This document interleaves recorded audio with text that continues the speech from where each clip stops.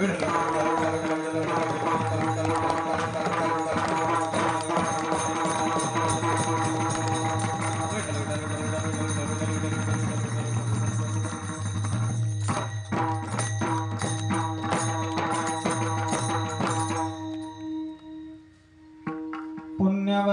भावे पुण्यवंत भावे पुण्यवंत भावे घेता सज्जनांची नावे निघे माझी वाचा तुटी नघे माझी वाचा तुटी महालाभ फुकासाठी विश्रांतीचा ठाव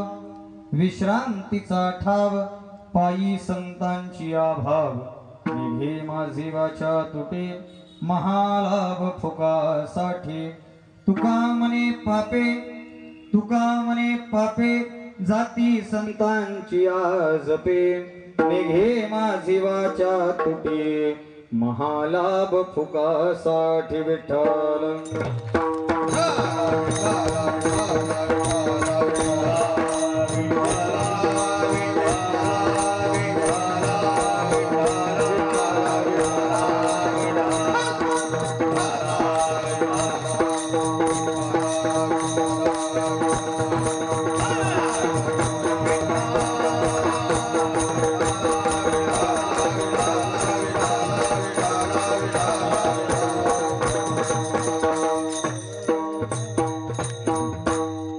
महायोगपीठे तटे भीमरथ्यं वरुण पुंडरीकाय दातुं मुनीन्द्रे समागत्य तिष्ठन्तमानन्दकन्दं परब्रह्मलिंगं वसी पांडुरंगा करो प्रथम नमन दुसरे चरण संताचिया त्यांच्या कृपादानी कथेचा विस्तार बाबाजी सद्गुरु दास तुका ही वाट गोमठी वैकुंठासी जाता रामकृष्ण कथा दिंडी ध्वजा शुक्लं ब्रह्म विचार सार परमा माध्यम जगत व्यापिनी विना पुस्तकधारिणीं भयदां जण्डन्धाकारवहां हस्ते स्फटिकमालिकं वदतीं पद्मासने संस्थितां वन्दे त्वां परमेश्वरीं भगवतीं बुद्धिप्रदां नमशारदे जयांचे केलिया स्मरण होय सकल विद्येचे अधिकरण तेची वंदो श्रीचरण श्री गुरूंचे ते नमस्कारोनी आता ओम नमो ज्ञानेश्वरा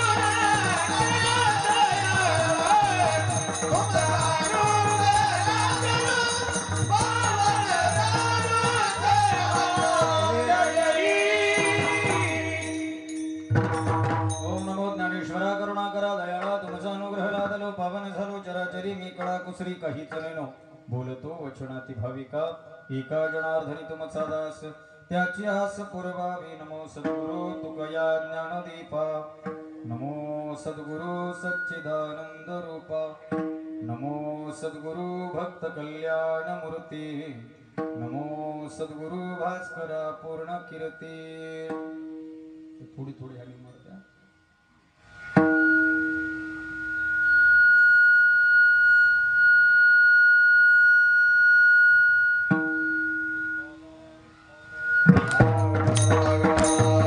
विठ्ठला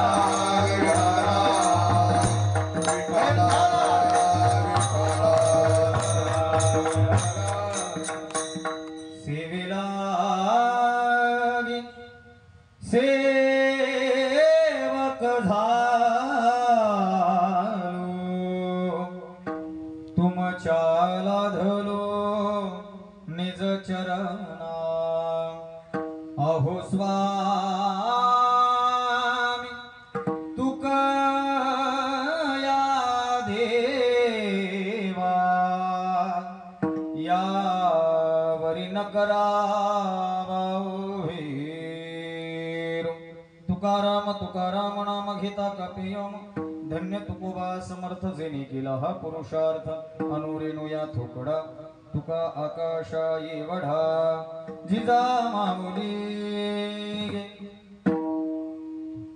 तुला वंदितो जिजाऊच साक्षात वात्सल्य तुझ्या धाडसाचे धडे गे आम्हाला तुझ्या विचारांचे घडे सोबतीला तयास वेगाज तयास वेगाज शौर्य गे आम्ही जिजा माऊली गे तुला वंदितो मी ज्यासाठी लढले शिवाजी अपुरे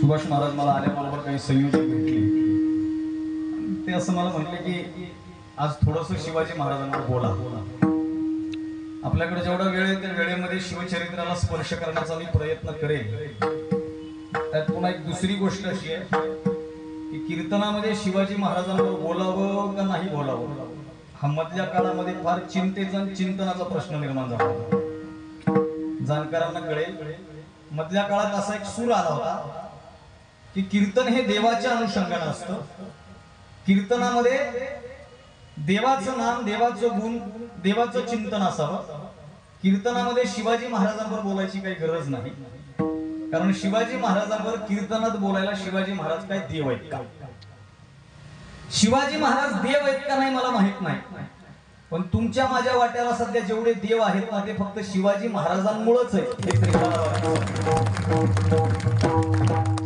33 कोटी देवांची हजारो मंदिर आहेत परंतु ज्या देवाची मंदिरं कमी परंतु पुढे बसलेल्या प्रत्येक माणसानं काळजाच्या घरामध्ये देवापेक्षाही जास्त ज्याची पूजा केली त्या राजाचं नाव म्हणजे छत्रपती शिवाजी महाराज शिवाजी महाराजांवर कीर्तनात बोलावं नाही बोलावं हा पुन्हा फार चिंतेचा विषय होतो पण मला वाटतं शिवाजी महाराजांचा आणि कीर्तनाचा फार जवळचा संबंध आहे मी थोडासा इतिहासाचा अभ्यास करत असल्यामुळे जगद्गुरु तुकाराम महाराज हे छत्रपती शिवाजी महाराजांचे गुरु आहेत आपल्या सगळ्यांना ज्ञात आहे आणि छत्रपती शिवाजी महाराज म्हणजे शासन करते ते राजे राजधर्म आणि हा धर्म या दोघांचा एक साधारण तुम्हाला सांगायचं मला पुढे जायचं छत्रपती शिवाजी महाराज स्वराज्याची सगळी घोडदौड करत असताना छत्रपती शिवराय जेव्हा जेव्हा पुणे जिल्ह्यामध्ये विशेषत्वाने मुक्कामी असायचे ना आणि राजकीय म्हणजे त्यांचं सगळं शासन वगैरे चालवून जो त्यांचा उरलेला वेळ आहे ते राजे हे राजे याच्यात काय फरक आहे ते लक्ष देऊन ऐका छत्रपती शिवाजी महाराजांकडे जेव्हा वेळ उरायचा ना तेव्हा छत्रपती शिवाजी महाराज पुणे भागात असल्याच्या नंतर आवर्जून आपल्या एखाद्या दूताला पाठवायचे आणि विचारायला लावायचे की या परिसरात तुकाराम महाराजांचं कीर्तन कुठं आहे का बघा आणि ज्या ज्या भागामध्ये शिवाजी महाराज असतील आणि त्या भागामध्ये जर छत्रपती शिवराय आहेत आणि तिथं जर तुकाराम महाराजांचं कीर्तन असेल तर जगद्गुरु तुकाराम महाराजांच्या कीर्तनामध्ये समोर आसन टाकून छत्रपती शिवाजी महाराज कीर्तन ऐकायला जायचे हे स्वराज्याचं सगळ्यात मोठं उदाहरण आहे आणि वारकरी संप्रदायाचे हिंदवी स्वराज्यावर असलेले उपकार मी एका वाक्यात सांगतो उपकार शब्द मुद्दा म्हणून वापरतो इतिहासामध्ये एक भूमिका अशी आहे एक इस्लामिक इतिहास संशोधक आहे आणि तो असं म्हणतो कि न जाने मराठों में ऐसी क्या बात थी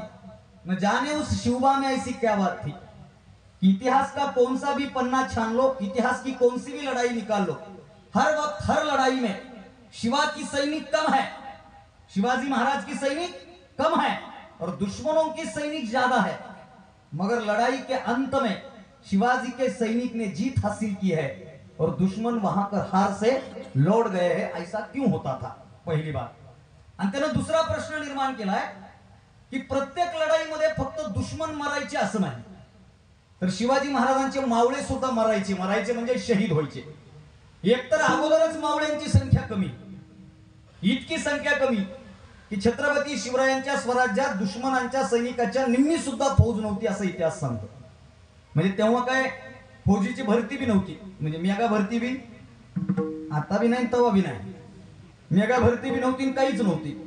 तरी प्रश्न पडतो की सैनिक कमी असताना विजय मिळायचा हा भाग वेगळा. प्रत्येक लढाईमध्ये अनेक मावळे मरण पावायचे, पण दुसऱ्या लढाईला त्याच ताकदीनं मावळ्यांची फौज यायची कुठून हा प्रश्न पडतो. त्याच ताकदीनं दुसऱ्या लढाईला मावळ्यांची फौज यायची कुठून. तर मी बोलून जातो माझ्या संप्रदायाचं वैभव की छत्रपती शिवाजी महाराजांचा मावळ्यांची सैनिकांची फौज जगद्गुरु तुकाराम महाराजांच्या कीर्तनातून तयार व्हायची हे वारकरी संप्रदायाचे उपकार स्वराज्यावर आहे. छत्रपती शिवरायांबद्दल शिव तुझे नाव ठेविले पवित्र छत्रपती सूत्र विश्वासितो या शब्दामध्ये जगद्गुरु तुकाराम महाराजांनी स्वराज्याचा जागर करावा. हजारो मावळे तुकाराम महाराजांचं कीर्तन ऐकून स्वराज्याच्या लढाईमध्ये लढायला तयार व्हावे हा महाराष्ट्राचा इतिहास आहे. म्हणून कीर्तन परंपराने शिवाजी महाराज यांचं फार जवळचं नातं आहे. म्हणून पुन्हा पुढे बोलेलच, पण 4 ओळी इतिहासाच्या तुमच्या समोर ठेवतो. पटल्या आवडल्या तर नक्की दाद द्या. बघा, ज्यासाठी लढले शिवाजी आपुले संभाजी ते एकले ये साजी लढले रणात पडले तानाजी सममावळे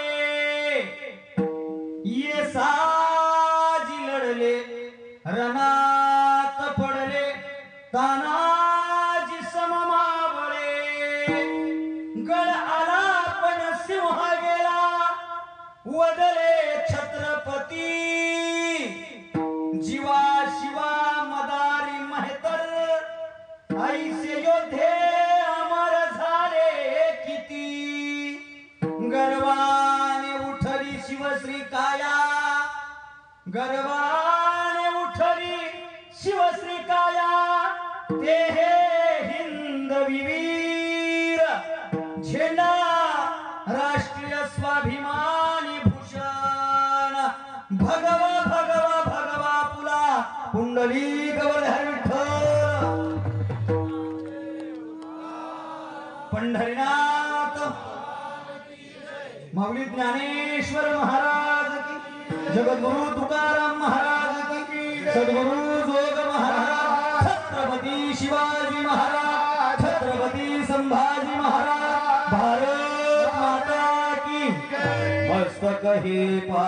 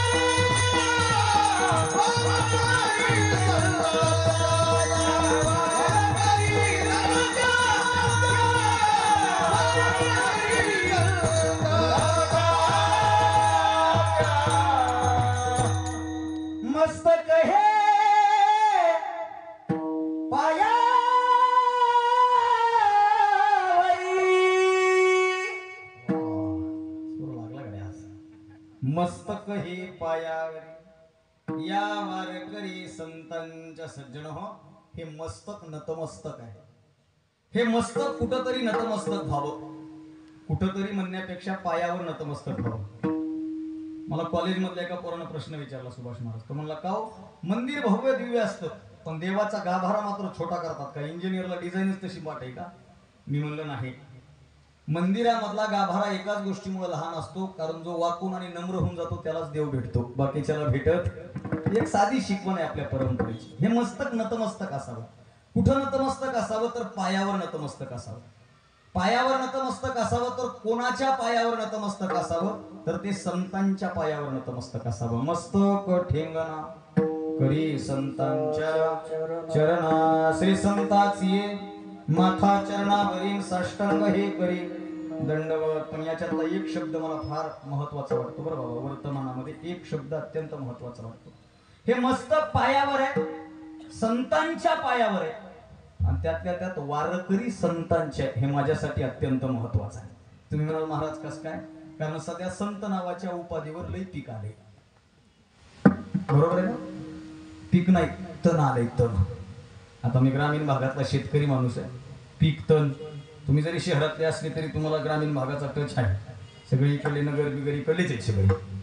शेतामध्ये पीक पेरतात आणि पीकच फवारतात, पण मरतं काय? तण मरतं. तण जर नाही फवारलं तर पिकाला ते काळ ठरतं. तसं वर्तमानामध्ये ना दादा, संत नावाच्या उपाधीवर लई लई तण वाढलं. वाईट वाटतं कधी कधी. इतके बाबा आले सध्या मार्केटमध्ये, इतके बाबा आले.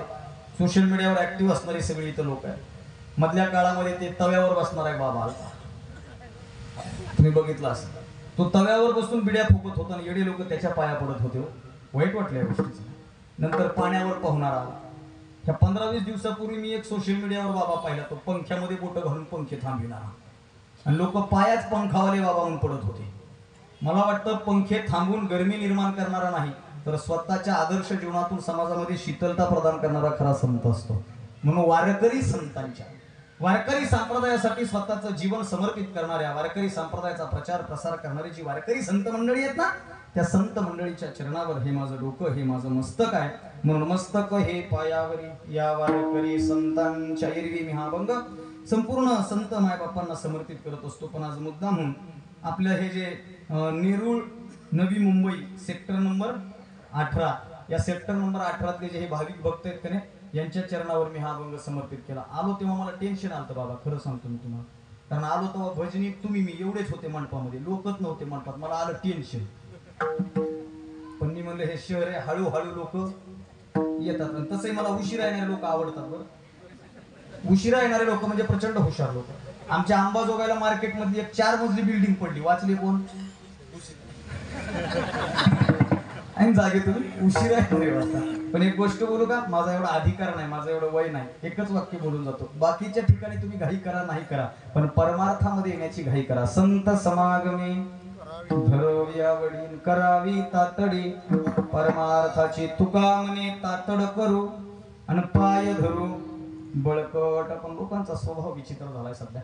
लोकांचा स्वभाव असा झालाय, लोक इकडे यायला उशीर करतात, पण बरोबर 10 वाजले ना, पकवाजाचा स्वर बंद होतो, मोबाईलचा स्वर बंद होतो, विण्याचा स्वर बंद होतो. खालून आम्हाला स्वर देतात लोक मोठ्या आवाजामध्ये. म्हणजे जाण्याची घाई आहे लोकांना, इथून इकडे येण्याची घाई नाही. पण एक वाक्य बोलून जातो, इकडे येण्याची घाई करा, आणि एकदा इथं आले ना, तुका म्हणे निवांत राही, पाहिले पाहि परतोणी, आता कैसी जाऊ घरा नोहे बरा लौकिक. मग मला येऊ द्या, सकाळपर्यंत काही काम नाही,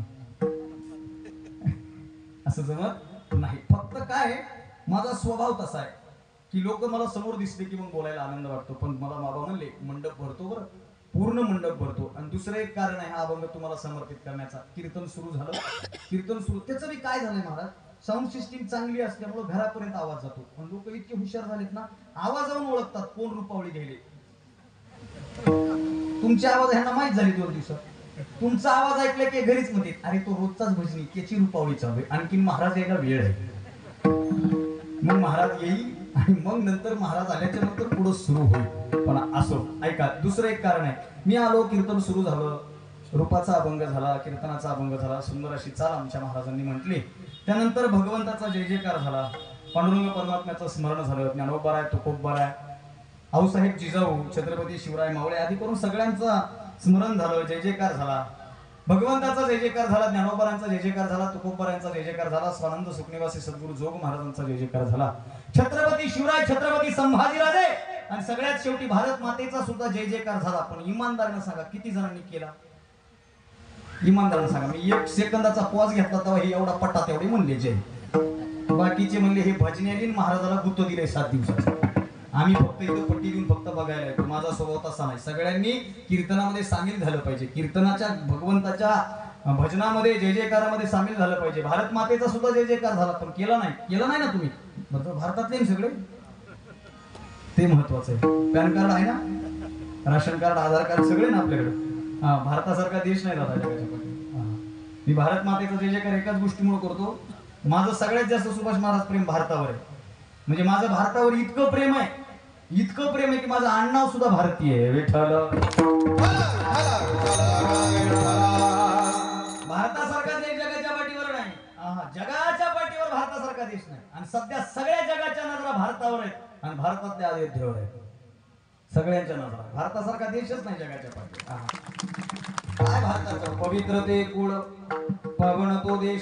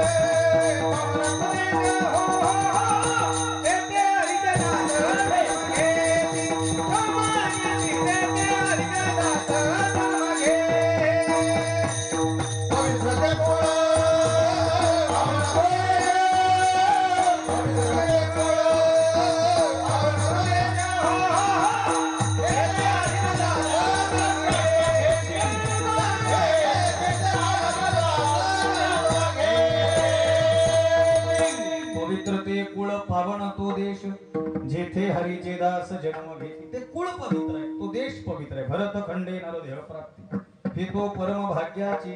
का? कारण म्हणून महाभारती जे नाही ते नोहेची लोकी तिही. ज्ञानोबरांनी सांगितलं जे भारतात आहे ते तिन्ही लोकात नाही. सगळ्यांनी भारताचं वर्णन केलं. मला स्मरण होतंय प्रातस्मरणीय अटलजींनी फार सुंदर लिहिलं महाराज भारताचं वर्णन करताना. ते म्हणतात ये भारत कोई जमीन का तुकडा नहीं है. कवळी मला प्राणप्रिय आहे. ये भारत कोई जमीन का टुकड़ा नहीं है, ये जीता जागता राष्ट्र पुरुष है. यहाँ का कंकर कंकर हमारे लिए शंकर है और यहाँ से बहती हुई हर नदी हमारे लिए माँ गंगा है. माँ गंगा ये अर्पण की भूमि है, ये तर्पण की भूमि है, ये समर्पण की भूमि है. हम जिएंगे तो इस भारत के लिए, मरेंगे तो इस भारत के लिए और मरने के बाद हमारी अस्थियां किसी बहती हुई पानी में छोड़ दी जाएगी. उस अस्थियों से भी आवाज आएगी भारत माता की जय, भारत माता की जय. भारत देश म्हणून त्या भारत देशाचं ही नमन करणं मला कर्तव्याचं वाटतं. प्रस्तुत प्राप्त प्रसंग संत श्रेष्ठ जगद्गुरु तुकोबाराय सेवा मंडळ नेरूळ नवी मुंबई आयोजित अखंड हरिनाम सप्ताह तथा ग्रंथराज ज्ञानेश्वरी पारायण सोहळा. या पारायण सोहळ्यामधली ही तिसऱ्या दिवसाची कीर्तनोक्ती सेवा माझ्यासारख्या पामराच्या वाट्याला ज्यांच्या आशीर्वादाने हा सप्ताह संपन्न होतोय ते हरिभक्ती पारायण गुरुवर्य पांडुरंग महाराज घुले, अध्यक्ष गाथा मंदिर देहू. आपणा सर्वांना माहिती आहे काल बाबांचं सुंदर असं कीर्तन त्यांच्या पदस्पर्शाने इथं उपस्थितीमध्ये संपन्न झालेला आहे. ज्यांच्या मार्गदर्शनामध्ये हा सप्ताह होतोय ते हरिभक्ती परायण सुभाष महाराज उबाळे, आळंदी देवाची, आमच्या बीड जिल्ह्याचं वैभव आहेत महाराज. त्यांच्या कुशल अशा मार्गदर्शनातून गेल्या 17 वर्षापासून आपल्या या मुंबईसारख्या शहरामध्ये सर्व ग्रामीण भागातून परिसरातून आलेली लोक व्यवसायाच्या निमित्तानं एकत्रित येतात. ही माझ्यासाठी अत्यंत आनंदाची गोष्ट आहे की व्यवसायाच्या निमित्तानं गाव सोडलेली माणसं 7 दिवस आपण ज्या भूमीत राहतो ना त्या भूमीमध्ये भगवंताचं नामस्मरण व्हावं यासाठी गेली 17 वर्ष झालं प्रयत्न करतायत ना. तुमच्यावर कुठलाच खतरा येणार नाही, 100% शाश्वती, कारण तुम्ही भगवंताची सेवा या निमित्तानं करताय. म्हणून या प्रस्तुत प्राप्त प्रसंग सेवेकरिता निवडलेला अभंग जगद्गुरु तुकोबरा यांचा 4 चरणाचा अभंग आहे. तर अगोदर या संपूर्ण चराचरामध्ये जो व्यापून उरलेला भगवान पांडुरंग परमात्मा आहे, म्हणजे जगताची उत्पत्ती स्थिती आणि लय ज्याच्या हातामध्ये आहे. लक्षात ठेवा, उत्पत्ती स्थिती आणि लय. जगतच नाही ना बापो, तर जगताच्या पाठीवर निर्माण झालेली व्यक्ती, तत्वज्ञान, कला, गुण या सगळ्याच्या अनुषंगानं 3 गोष्टी अत्यंत महत्वाच्या आहेत. अर्थात उत्पत्ती, स्थिती आणि लय.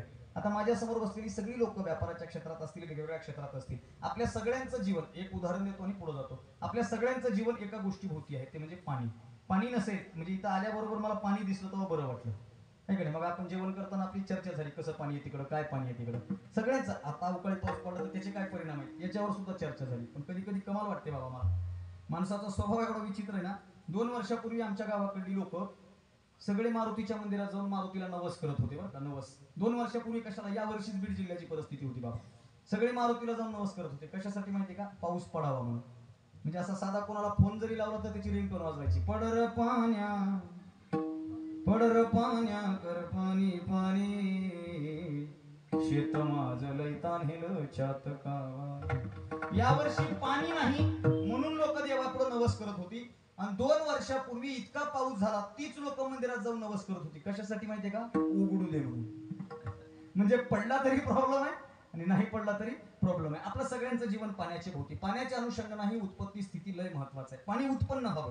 बोर घ्यायचा जर विचार केला ना, बोर घ्यायचा विचार केला, बोर घेणं तर सध्या सोपा मार्ग आहे. आपण शहरातली माणसं प्रत्येकाला बोर असावा असं वाटतं, बरोबर आहे की नाही?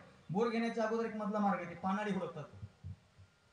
काही इकडे शब्द पानाडीच म्हणतात ना, पानाडी हुडकतात. कधी कधी तर बाबा मला एका गावात गेल्याच्या नंतर कीर्तन झालं, माझा मुक्काम झाला, ते संयोजक म्हणजे महाराज तुम्ही पायाळू आहेत का? मला टेन्शन आलं, कारण आणखीन देवाणघेवाण झाली नव्हती. म्हणलं का नाही, तुम्ही पायाळू असाल तर आपण शेताकडे जाऊन चक्कर मारू, आम्हाला बोर घ्यायचा आहे. आता काय सांगायला हरकत नाही, मला देवानं ती कला दिली महाराज. मला पाणी कळतं, बरं कळतं मला पाणी, पण फक्त घोटाळा एवढाच आहे, मला कळतं पण मी ज्याच्या प्लॉट मध्ये बघितलं त्याच्या प्लॉट मधलं कळतं, पण मी बघितलं की ते बाजूच्या प्लॉट मध्ये पळतं. एवढा घोटाळा. 100% असो. पानाडी आला, पानाड्यानं काय ते मंत्र मारला, ते नारळ उभं राहिलं. ऐका, पानाड्यानं मंत्र मारला, नारळ उभं राहिलं, पूजा झाली, नारळ फोडले. ते नारळ फोडायचा पण फार डेंजर कार्यक्रम. बारीक बारीक गोष्टीचा विचार करतो मी. ते नारळ फोडणं म्हणजे मी कुठलंच नारळ फोडत नाही महाराज, फोडतच नाही. कारण नारळ मध्ये कसं निघणार आहे सांगता येत. लोक तोंडावर काही म्हणतात पण गेल्यास म्हणतात महाराज पालत्या पायाचे होते, त्याच्यामुळे मी नारळच फोडत नाही. एकदा माझ्या हातानं नारळ थोडं खराब निघालं, लोकांनी असंच काहीतरी म्हणले. मी त्या दिवशीपासून शपथ घेतली, इथून पुढे नारळ फोडायचे नाहीत, नारळ घेण्यावर भर द्यायचा. तेव्हापासून नारळ घेण्यावर बरं. नारळ फुटलं, बोर घ्यायला सुरुवात झाली. ऐका, धावत्या वेगात बोर घ्यायला सुरुवात झाली. अर्धा तास झालं, बोरला पाणी लागलं नाही. छड्याच्या छड्या खाली झाल्या, बोरला पाणी लागलं नाही. बोर घेणारा मालक पांढरा पडला. कशानं? बोला ना, कशानं? धुळीनं नाही, टेन्शन. एक तर बोर बी खाली चाललाय, किसा पण खाली चाललाय. छान टेन्शन, इतकं टेन्शन की जगातलं सगळ्यात जास्त टेन्शन त्या दिवशी त्या माणसावर असतं जो बोर घेत असतो. बरं, माणसाचं जीवन इतकं विचित्र आहे. नेमकं जेवायला बसलो की फोन येते, महाराज पुढची तारीख आहे का? फेटा बांधा हातात घेतला की 2 फोन आले. आता महाराजांना हाय ते करावं का पुढचं बघावं? माणूस गडबडीत असला की कोणाचा तरी फोन येतो. बोर घेतोय मुंबईमध्ये माणूस, आणि त्या माणसाचा जवळचा नातेवाईक तिकडे रत्नागिरीला राहतोय. नात्यानं जवळ आहे पण किलोमीटरनं लांब आहे. दर 5 मिनिटाला तो रत्नागिरीचा माणूस मुंबईच्या माणसाला फोन करतो, लागलं काय, लागलं काय? तो 3-4 वेळा सांगतो, नाही लागलं, नाही लागलं, नाही लागलं. लई छड्या खाली गेल्या. त्याचा जर फोन आला ना, ठो खाली फोन, सांगतो ना लागायची. इकडे माझी जीव जायची वेळ आली, तुला काय गरज आहे? बोला, हे टेन्शन कधीपर्यंत आहे? शाबास, पाणी लागेपर्यंत. एकदा पाणी लागलं की टेन्शन असं वाटतं. अहो, एकदा पाणी डोळ्याला दिसलं ना, जगातला सगळ्यात मोठा आनंद त्या व्यक्तीला. हा आनंद कशाचा आहे तर सज्जन हो, शास्त्रकार म्हणतात हा आनंद उत्पत्तीचा आहे. जमिनीत पाणी नव्हतं का? होतं, पण आपल्या हिश्श्याचं, आपण खर्च केलेला पैसा, आपण पाडलेलं छिद्र, त्याच्यामध्ये पाण्याची उत्पत्ती झाली की आनंद झाला. 4 इंच पाणी लागलं, पण थोडंसं बजेट कमी पडलं म्हणून याने एक पोतं आणलं, पोत्यानं त्याचं तोंड बांधलं, दगड ठेवला, गावाकडे निघून आला. 8 दिवस झाले, 15 दिवस झाले, महिना झाला, 2 महिने झाले, 6 महिने झाले, वर्ष होत आलं. कशासाठी? शाबास, मोटार टाकण्यासाठी. 4 इंच पाणी लागलंय, पण जोपर्यंत आपण त्याच्यामध्ये मोटार टाकणार नाही, स्टार्टर बसवणार नाही, बाहेर एखादी टाकी, एखादा हौद बांधून ते पाणी त्या टाकी, त्या हौदात साठवणार नाहीत ना, तोपर्यंत त्या पाण्याचा आनंद आपल्याला घेता येत नाही. पाण्याची उत्पत्ती झाली खरं, उत्पन्न झालेलं पाणी बाहेर काढलं तेही खरं. बाहेर काढलेलं पाणी एखाद्या भांड्यामध्ये स्थिर केलं म्हणजे त्याला प्राप्त झाली स्थिती. आपण 3 गोष्टी पाहतोय, उत्पत्ती, स्थिती आणि लय. पाण्याची उत्पत्ती झाली, उत्पन्न झालेलं पाणी स्थिर झालं. पण विज्ञानाचा असा गुणधर्म आहे, मला 7वीत असताना गुरुजींनी शिकवला की पाणी जास्त दिवस साठवून ठेवू नये.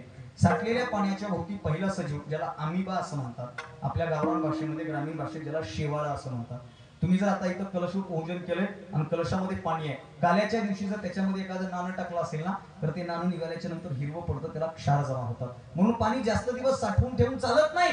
घरात ठेवलेली घागर जर 8 दिवसाच्या वर भरून ठेवली ना, तर ते पाणी हिरवं पडतं. म्हणून ती घागर आपण निचरून देतो, म्हणजे ते पाणी सांडून देतो. सांडून देतो म्हणजे काय करतो, ते पाणी लयाला घालतो. ऐका, पाण्याची उत्पत्ती झाली, उत्पन्न झालेलं पाणी स्थिर झालं, आणि स्थिर झालेलं पाणी विशिष्ट अशा कालावधीनंतर लयाला गेलं, तेव्हा त्याला अनन्यसाधारण महत्व प्राप्त झालं. तद्वत या जगताची उत्पत्ती देवाने केली आहे. या जगतामध्ये स्थिरता देवामुळे, आणि या जगताच्या लयाचं कारण सुद्धा तोच भगवान पांडुरंग परमात्मा आहे. विठ्ठल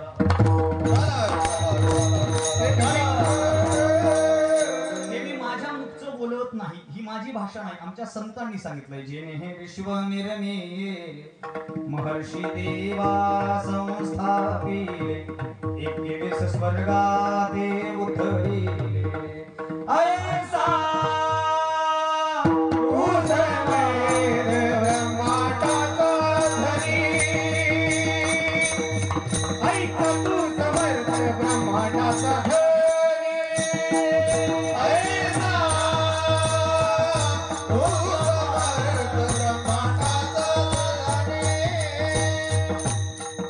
ऐसा तू समर्थ ब्रह्मांडाचा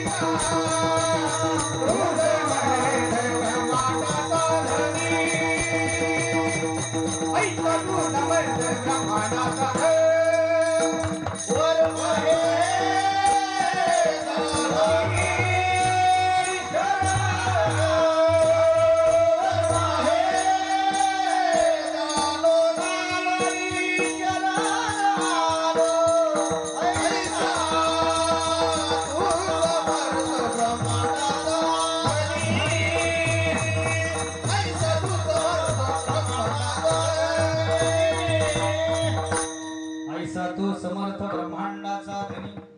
या समर्थ ब्रह्मांडाचा धनी म्हणजे तो देव आहे.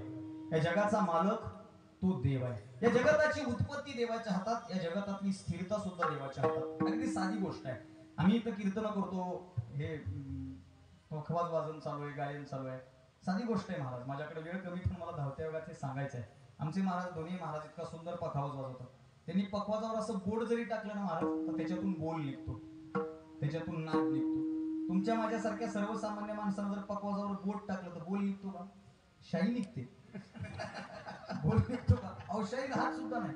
पण बारकाईनं काही काही लोक बघितले, मी सप्त्यामध्ये जिंदगीत पहिल्यांदा पकवाज बघतात. सुभाष महाराजांच्या समोर त्या पकवाजावर असा हात टाकतात आणि पुन्हा म्हणतात जमलं का नाही. पहिल्यांदा टाकून कसं काय जमतंय? आळंदीमध्ये जाऊन बघा लोक किती साधना करतात. म्हणजे गुरुवारी वैद्यबाबा फार सुंदर सांगायचे महाराज. त्यांचा वाक्य माझ्या वाचनात आलेलं वाक्य आहे. बाबा म्हणायचे की पखवाजाची आराधना करत असताना नाद ब्रह्माला प्रसन्न करून तालमाधुर्याचं प्रागटीकरण करण्यासाठी सुद्धा त्या साधकावर भगवान पांडुरंग परमात्म्याची कृपा असावी लागते, तेव्हा ते होतं, नाहीतर होत नाही. अशक्य गोष्ट आहे, अशक्य गोष्ट आहे. ही मंडळी गातात. दादा काय झालं, एकदा माझ्या कीर्तनाला ते हास्य जत्रा नावाची सिरियल पाहता तुम्ही? त्या हास्य जत्रा नावाच्या सिरियलचा एक लेखक आहे हरीश कसपटे नावाचा. तो माझा एक मित्र आहे, चांगला मित्र आहे माझा. तो माझ्यासोबत 2 दिवस कीर्तन होता साहेब. आणि त्यानं सगळी कीर्तन वगैरे पाहिली. आणि कीर्तन पाहिल्याच्या नंतर त्यानं मला एक प्रश्न विचारला. तो म्हणला, का रे दादा, तुझी कीर्तनाची स्क्रिप्ट अगोदर गायकांना दिलेली असते का? नीट आहे का? तुझी कीर्तनाची स्क्रिप्ट, आता तो स्क्रिप्ट लिहिणारा माणूस आहे ना, तो लिहितो, तो माझा मित्र आहे. तो म्हणला, का रे दादा, ती कीर्तनाची स्क्रिप्ट तुझी अगोदर गायकांना दिलेली असते का? मी म्हणलं, तुला हा प्रश्न का पडला? आता हे फार मोठं ऑब्झर्वेशन आहे संप्रदायाकडे पाहण्याचं. तो म्हणला, नाही, तुम्ही बोलत असताना तू एखादा भाव सांगतोस, तू एखादा शब्द सांगतोस आणि बाजूला उभा असणारा गायक माईक वरून त्याच भावार्थाचा किंवा त्याच शब्दाला शब्द धरून अभंग गातो. तू ते थांबवत नाहीस, तू त्याला म्हणायला लावतोस, तो म्हणतात आणि पुन्हा तू त्याच्यावर बोलतोस. मग त्यांना कसं माहित असतं इथं हे पंच घ्यायचा आहे? त्याला कसं काय माहित असतं इथं हा डायलॉग मारायचा आहे? हे कसं काय होतं बाबा? बरं, त्यानं दुसरा प्रश्न केला. 2 दिवस तुझ्यासोबत येतोय म्हणला. एखादी मैफिल ऐकल्याच्या नंतर एखादी गझल, एखादी काहीतरी ऐकलं की ते कानात शब्द राहतात. पण हे काय म्हणतात पुढं ते आम्हाला समजत नाही. पुढं काय म्हणतात, मागं काय म्हणतात, अभंग कोणता चालू आहे, कोण कोणतं प्रमाण म्हणाले, पुढच्याला म्हणलेलं मागच्याला कसं काय कळतंय हे आम्हाला कळत नाही. एक वाक्य बोलू का?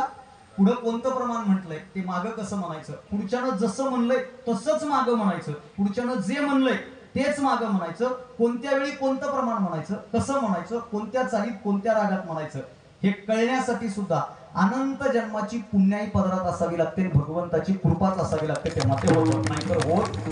साधी साधी गोष्ट आहे, साधी एक गोष्ट आहे. काय गोष्ट आहे?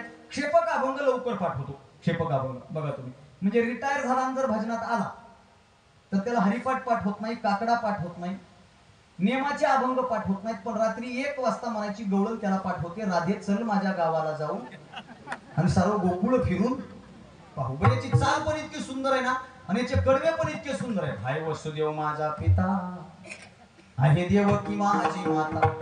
मला कळतच नाही गवळण आहे का राशन कार्डचं मागलं पेज आहे सगळ्यात शेवटचं, त्याच्यावर नाव असतात ना सगळ्यांचे. आता ही क्षेपक आहे, पण क्षेपक गवळण लवकर पाठ होते, पण नादबाबांची एखादी चौकड्यातली गवळण लवकर पाठ होत नाही. असं का होतं? वैकुंठवासी घुले बाबा एक वाक्य सांगायचे. बाबा म्हणायचे क्षेपक पाठ करण्यासाठी बुद्धी लागते आणि संतांची वचन पाठ करण्यासाठी पदरात पुण्याईच लागते, तेव्हा ते पाठ होतं, नाहीतर पाठ होत नाही. ऐका, यांचं वाजू नका. आता मी बोलतोय, गेली अर्धा एक तास झालं मी बोलतोय. हे मी बोलतोय का? नाही. आपुलिया बळे नाही मी बोलवतो, तुका म्हणे मज बोलवितो देव. मी नाही बोलत. कोण बोलतंय? बोला ना, कोण बोलतंय? बोला ना, कोण बोलतंय? देव. म्हणजे यदा कदाचित कीर्तनात माझं काही चुकलं तर माझं चुकणार नाही. कोणाचं चुकणार आहे? विठ्ठल. देवाचं चुकणार. लोक सोयीने परमार्थ वापरतात. लोकांनी काही काही अभंग फक्त सोयीसाठीच पाठ करून ठेवले. परवा एक जण मला कीर्तनकार व्हायचे, मला अभ्यास कर. नाही नाही होतंय, मला सहज उभा राहून कीर्तन करतो. मला अरे सोपं नाही. तो मला तुकाराम महाराज म्हणले तुका म्हणे सोपी आहे सर्व. मला पुढचंही पाठ करणार बाप्पा. लोक काय करतात? आपल्या सोयीनं परमार्थ करतात. एका गावात असंच बोललो बाबा मी, आणि बोलून बाहेर पडलो. 4-5 पोरं भेटले, ते माझ्यासोबत फोटो वगैरे काढू लागले. त्याला म्हणलं का रे तुम्ही कीर्तनात दिसले नाही? ते म्हणले दादा आम्ही तुम्हालाच फॉलो करतो. म्हणलं कुठं करता? इन्स्टाला करता का फेसबुकला करता? ते म्हणले नाही तुमचे भाषण ऐकतो, तुमचे कीर्तन ऐकतो, त्याला आम्ही फॉलो करतो. मग कीर्तनाकडे का आले नाहीत? हे पाहा दादा, तुम्ही काय म्हणले? पकवाजाचं पकवाज वाजवणं देवाच्या हातात, गायकाचं गायन देवाच्या हातात, तुमचं बोलणं देवाच्या हातात. तसं आमचं कीर्तनाकडे नाहीये ना. लोक आपल्या सोयीनं परमार्थ वापरतात. असो, या जगताची म्हणजे चाले हे शरीर कुणाची असते, कोण बोलविते हरिवीर, कोण बोलविते हरिवीर, कोण बोलविते हरिवीर, कोण बोलविते हरिवीर. शरीर कोणाची येते, शरीर कोणाची येते, शरीर कोणाची येते, शरीर कोणाची येते. कोण बोलविते हरिवीर, कोण बोलविते हरिवीर, कोण बोलविते हरिवीर, कोण बोलविते हरिवीर. चाले हे शरीर कुणाची आसक्ती, कोण बोलविते देखवी ऐकवी एक नारायण. हे शरीर देवाच्या सत्तेनं चालतं. म्हणून ऐका, या जगताची उत्पत्ती स्थिती लय ज्याच्या हातामध्ये आहे तो रुक्मिणी प्राणसंजीवना प्राणसखा कृपाळू भगवान पांडुरंग परमात्मा. आणि आता अभंगाला स्पर्श करत असताना मला ज्या 2 गोष्टी सांगायच्या त्या म्हणलो नाही का. तो देव आहे, त्या देवाच्या हातामध्ये या जगताची सत्ता आहे. तो देव आहे, तो हा विठ्ठल बरं, तो देव आहे. याची ओळख करून देणारी सध्या जमाना ओळखीचा आहे. अनोळखी माणसाला लोक सध्या बोलतात का? जुना काळ होता, जुनी म्हातारी परंपरा जपणारी माणसं होती. एसटीत बसली तरी बाजूच्या माणसासोबत प्रवास होईपर्यंत इतकी ओळख काढायची. बसल्या बसल्या रामराम घालायचा. कुठून आले, कुठं चालले, काय करता? त्याने म्हणा मी नोकरदार आहे, सरकारी नोकरदार आहे. बरोबर. काय करता? शिक्षक आहे. बरोबर. कितवा वेतन आयोग? बरोबर. पेन्शनचं काम झालं का नाही, हे सगळं विचारायचं. ते जर मला व्यापारी तर कशाचा वापर करतात, ते जर मला शेतकरी तर मग शेती कोरडवाहू आहे, सगळं विचारायचं. आणि शेवटी उतरता लोक एवढी हुशार होती का नाही जुनी, उतरता माणसाला राम राम घालायची, त्याचा नंबर लिहून घ्यायची आणि उतरता म्हणायचे राम राम, येऊ का, मला उतरायचंय. कुठं पोरगी बघण्यात असली तर बघा आमच्या पोराचं यंदा करायचं. त्याच्यामुळे अगोदर सुईरिकी लवकर व्हायची, कारण लोक अनोळखी माणसाला सुद्धा बोलायचे. काळ इतका विचित्र भयानक आलाय ना की काही माणसं अहंकारापोटी ओळखीच्या माणसाला सुद्धा बोलत नाहीत. नीट आहे का? अनोळखी माणूस तर फार दूर राहिला, ओळखीच्याला सुद्धा बोलतात ते नीट बोलत नाही. मला वाईट वाटतं दादा कधी. मी माझा अनुभव स्पष्टपणे सांगतो. अगोदरच्या काळात बोलण्याची पद्धत होती. आम्हा बाबा मंडळीला, बाबा म्हणजे महाराज मंडळीला, भजनी मंडळाला लोक जयहरी घालायचे. कसा जयहरी असायचा माहिती का? तो जयहरी महाराज जयहरी महाराज कधी आले, कसे महाराज. आता शहरामध्ये शक्यतो हे पाहायला मिळत नाही, शहरात तो भाव चांगला आहे. पण बाबा ग्रामीण भागामध्ये लोक जयहरी घालतात. आपल्याला कसा घालतात? जयहरी हो महाराज, महाराज जयहरी म्हणलं. अरे नको म्हणू, आम्ही तुला अर्ज केलाय का? आमचा अर्ज आहे का तुझ्या घरी उद्यापासून आम्हाला सविनय जयहरी घालण्यात यावं? नाही जयहरी म्हणलं. तुमची बरी खाऊन पिऊन मजा बस ना, गाडीत कळते कसं आहे काय नाही. लोकांचा भाव सगळा बदलत गेला. असो, जुनी माणसं अनोळखी माणसाला सुद्धा बोलायची. ओळखीचं महत्व आहे. ओळख असेल तर बोलतात. तसं हा देव आहे, त्या देवाच्या हातामध्ये जगताची उत्पत्ती आहे, स्थिती आहे, लय. याचं अप्रोक्षत्वानं ज्ञान आणि ओळख. अगोदर ओळख पटावी लागते, तेव्हा लोक नमस्कार करतात. तसा तो देव आहे. त्या देवाची तुम्हाला मला ओळख जर कुणी करून दिली असेल ना, तर ती संतांनी करून दिली, लक्षात ठेवा. जर संत नसते तर आपण देवाला देव म्हणून ओळखलं, बिलकुल ओळखलं. समजा साधी गोष्ट आहे, तुमच्या समोर देवदेवतांची वेगवेगळी मंदिर आहेत, वेगवेगळ्या मूर्त्या आहेत, आणि त्याच्यामध्ये विटेवर असा कटेवर हात ठेवून उभा असलेला देव आहे. तुम्ही लगेच पाया पडताना मनोजवम मारुती तुल्य बेगम हे स्तोत्र म्हणता आणि पाया पडता नाही ना? पांडुरंगाचं स्मरण करून करताना मग विटेवर उभा आहे तो पांडुरंगच आहे हे तुम्हाला कोणी सांगितलं? तर ते आम्हाला संतांनी सांगितलं. सुंदर ते ध्यान उभे विटेवरी साधी गुणाला पितांबर धारी विटेवरी ज्याची पाहुले. म्हणजे 33 कोटी देवापैकी उद्या कोणी जरी विटेवर हात ठेवून उभं राहिलं ना, कटेवर हात ठेवून, तर त्याला लोक पांडुरंग म्हणतात. कुळीची कुळादेवी गेली धावी संतानी, गेली धावी संतानी. कुळीची कुळादेवी गेली धावी संतानी, गेली धावी संतानी. कुळीची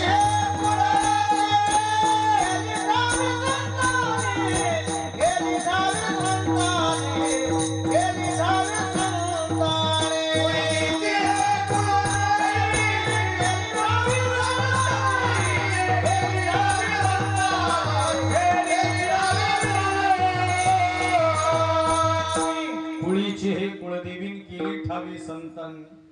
साधी गोष्ट आहे. एक उदाहरण देतो तुमच्यासमोर. इथं उभा असणारे कीर्तनकार जर 2 तास कमरेवर हात ठेवून बोलले, कमरेवर हात ठेवून बोलले, तर समोरून असलेल्या लोकांच्या मनात भाव असा येतो की कीर्तनकार विठ्ठलासारखा उभा आहे. उद्या दिंडीमध्ये तुमच्या गावातली, तुमच्या शहरातली, तुमच्या घरातली लेकरं जर कमरेवर हात ठेवून उड्या मारायला लागली, तर त्यांची मम्मी मंडळ असं म्हणतात की माझ्या मुलांना आज विठ्ठलासारख्याच उड्या मारल्या. आता विठ्ठलाला कधी उड्या मारताना बघितलं का तुम्ही? विठ्ठलाच्या जीवावर आम्ही उड्या मारतो ते तुम्ही पाहता, पण विठ्ठलाला उड्या मारताना बघितलं. पण फक्त कमरेवर हात ठेवला की त्या देवाची ओळख विठ्ठल म्हणून झाली, आणि ती ओळख आपल्याला संतांनी करून दिली. एक जबाबदारपूर्वक वाक्य करून, तुम्हाला मला देवाची ओळख संतांनी करून दिली हे संतांचं मोठेपण नाही, देवाला सुद्धा स्वतःच्या देवपणाची ओळख संतांनी करून दिली हे संतांचं मोठेपण आहे. काय झालं म्हणे, एके दिवशी देवाला अहंकार झाला. कोणाला कोणाला अहंकार झाला? कोणता अहंकार? म्या बोलविल्या वेदू बोले, म्या चालविल्या. देवाला अहंकार झाला. कोणाला? मग आई मला सांगा, जर देवाला अहंकार होत असेल तर देवदेव करणाऱ्याला, वर्तमानात देवदेव करणाऱ्याला अहंकार जास्त वाढला. असो, ऐका, देवाला अहंकार झाला. देव म्हणला माझ्या हातात ही सृष्टी आहे, आणि देवाचा अहंकार पाहून माझी संत मंडळी देवासमोर जाऊन उभी राहिली, आणि आमच्या संतांनी सांगावं, ए देवा, देवा लय अहंकार येऊ देऊ नको, तुझ्या हातात सृष्टी असेल, पण तुला जे लोक देव म्हणून ओळखतात ना, आमुचिया भावे तुझ देव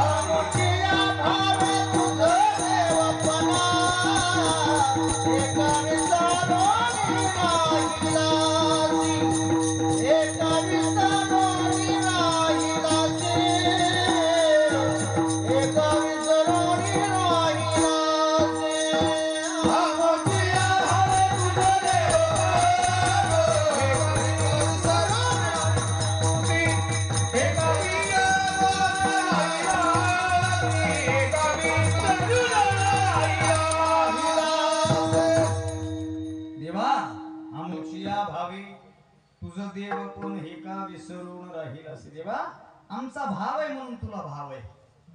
नीट ऐका बरं, आमचा भाव आहे म्हणून तुला भाव आहे, नाही तर तुला कोणी ओळखणार नाही म्हणून देवाची ओळख तुम्हाला मला करून देणारी जी संत मंडळी आहे त्या संत मंडळींचं जर नाम घेतलं तर काय होतं याची पावती महाराज अभंगाच्या पुण्यवंत व्हावे,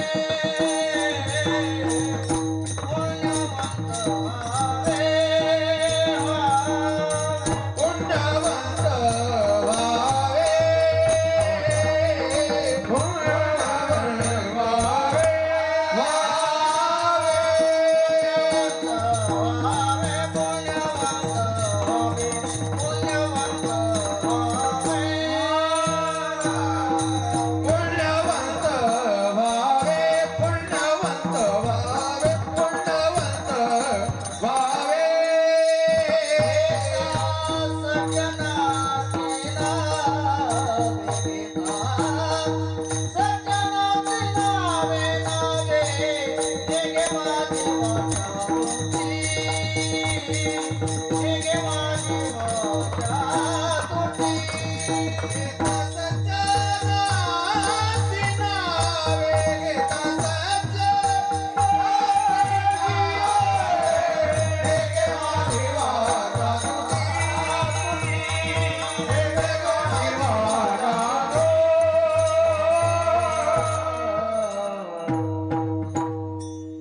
ज्या संतांनी देवाची ओळख करून दिली त्या संतांच्या नामाची काय ताकद आहे. पुण्यवंत भावे घेता सज्जनांची नावे. 4 चरणाचा अभंग आहे. सगळ्यांच्या पाठांतरातला अभंग आहे. त्यातल्या त्यात वारकरी पिंडाच्या प्रत्येक माणसाच्या हा अभंग पाठच असला पाहिजे. आणि जबाबदारपूर्वक विधान करतो, ज्याला हा अभंग पाठ नाही त्याला वारकरी पिंडाचा मनावं हा प्रश्न आहे. प्रत्येकाच्या पाठांतरातला अभंग आहे. 4 चरणाचा अभंग आहे. आणि अभंगामध्ये तुकोबारा एक भूमिका सांगतात की तुम्हाला पुण्य कमवायचं आहे आणि पुण्य कमवण्याचा मार्ग सांगतायत. घेता सज्जनांची नामे. हे माणसाची परमार्थातली पहिली प्राथमिक गरज मला असं वाटतं ती पुण्य आहे. लोक परमार्थात येतात. हा सप्ताह सुरू आहे. सप्त्यामध्ये 7 दिवस लोक येतात. एखाद्याला साधी भूमिका विचारावर 7 दिवस सप्त्यात येतात का? तो डायरेक्ट म्हणतो का भगवंत प्राप्त व्हावा म्हणून आले? सर्वसामान्य माणसाला विचारा, तुम्ही परमार्थात आला आणि भजन करता का? भजन करता तर लोक सहज सहज उत्तर देतात काय? तेवढंच पुण्य. काही जण काय म्हणतात, हे बघ वर्षभर आपल्याला काही साधन नाही पण हे 7 दिवस काम सोडायचं, सगळं सोडायचं का? ह्या 7 दिवसातच आपल्याला काय कमवायचंय? पुण्य कमवायचे. सगळे लोक कशाच्या पाठीमागे आहेत? पुण्य कमवण्याच्या. काही असू द्या, काही नास्तिक लोक आहेत समाजामध्ये, ती लोक देव मानत नाही. आता आस्तिक नास्तिक हा फार मोठा विषय, मी त्याच्यावर बोलणार नाही. काही नास्तिक लोक आहेत ते देव मानत नाहीत पण ते एखाद्या रुग्णालयामध्ये जाऊन रुग्णांची मदत करतात, त्यांची सेवा करतात, त्यांना डबे पुरवतात, रक्तदान करतात.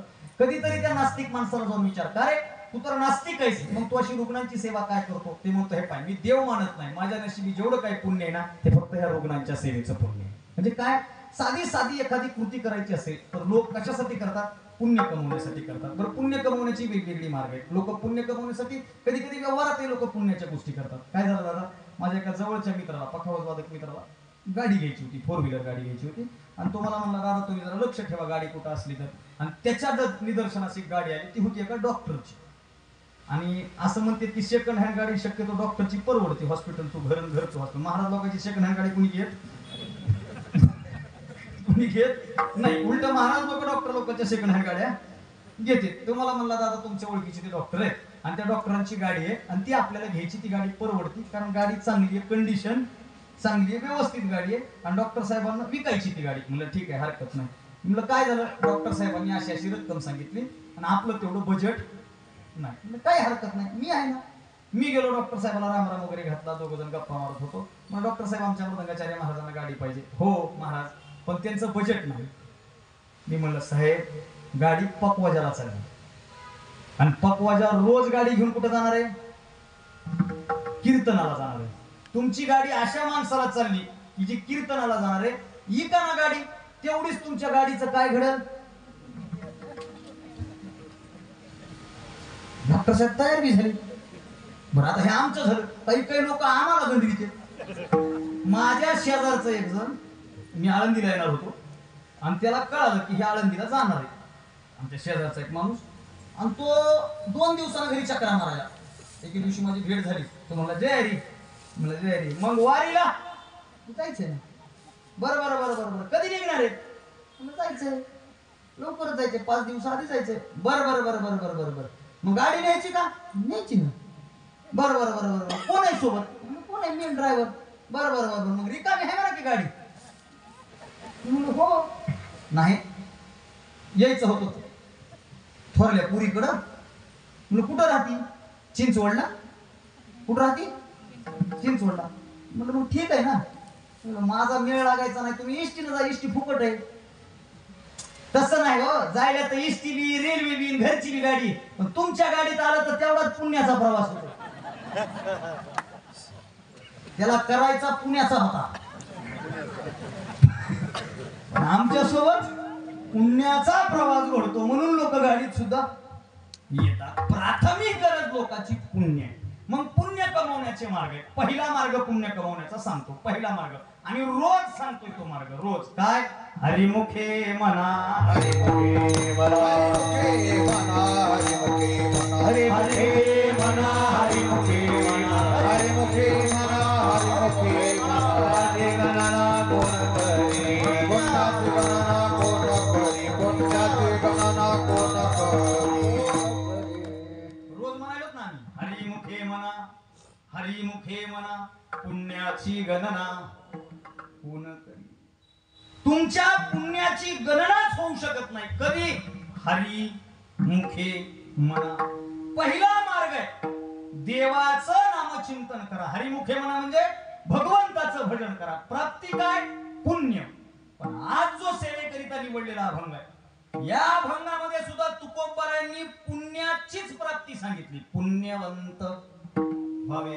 पण बोलताना तुकोबाराय देवाला स्पर्श करत नाही, देवाच्या तत्वाला स्पर्श करत नाही, देवाच्या नामाला स्पर्श करत नाहीत, देव या संकल्पनेला सुद्धा स्पर्श करत नाहीत, पण प्राप्ती मात्र पुण्याचीच सांगतात. एक साधक तुकोबारायांना जाऊन विचारतो, का हो महाराज, इतरत्र ठिकाणी तुम्ही पुण्य प्राप्तीचा आणि जीवनाच्या उद्धाराचा मुख्य मार्ग सांगितला देवाचं भजन. म्हणजे तुम्ही जर एकविध नावाचं प्रकरण गाथेतलं चाललं तर त्या एकविध नावाच्या प्रकरणामध्ये तुकोबाराय देव सोडून दुसरा विषयच बोलत. एक गावे आम्ही विठोबाचे का मापुला तो एक, किंवा आमुचा विठ्ठल प्रचंड, इतर देवाचे न पाहू तोंड. सगळ्यांना पाठ आहे. तुम्ही फक्त आणि फक्त देवाच्याच साधनेबद्दल सांगता, आणि देवाची साधना, देवाचं भजन केलं की पुण्य प्राप्त होतं असं सांगता. आज मात्र तुम्ही पुण्यच प्राप्तीचा मार्ग सांगताय, पण देवाला स्पर्श करत नाही. तुम्ही सांगताय घेता सज्जनांची नामे. असं कसं चालेल? देव आणि सज्जन या दोघांच्या भजनामुळे पुण्यच कसं काय प्राप्त होईल? सज्जन आणि संत. बरं, सज्जन कोणाला म्हणावं हा सुद्धा सध्या वर्तमानामध्ये लई मोठा प्रश्न आहे. सज्जन कोणाला म्हणावं? पण सज्जनपणाची व्याख्या आम्हाला अगोदरच सांगितली आहे. काय? जे का तुका म्हणतैसा सज्जना पासोरी वाहता मिळेली वाहता बकुळा.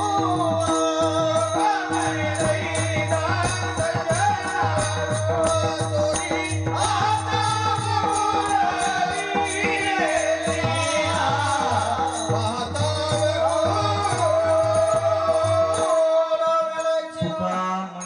तैसा सज्जना पाहता अवगुण मिळेची.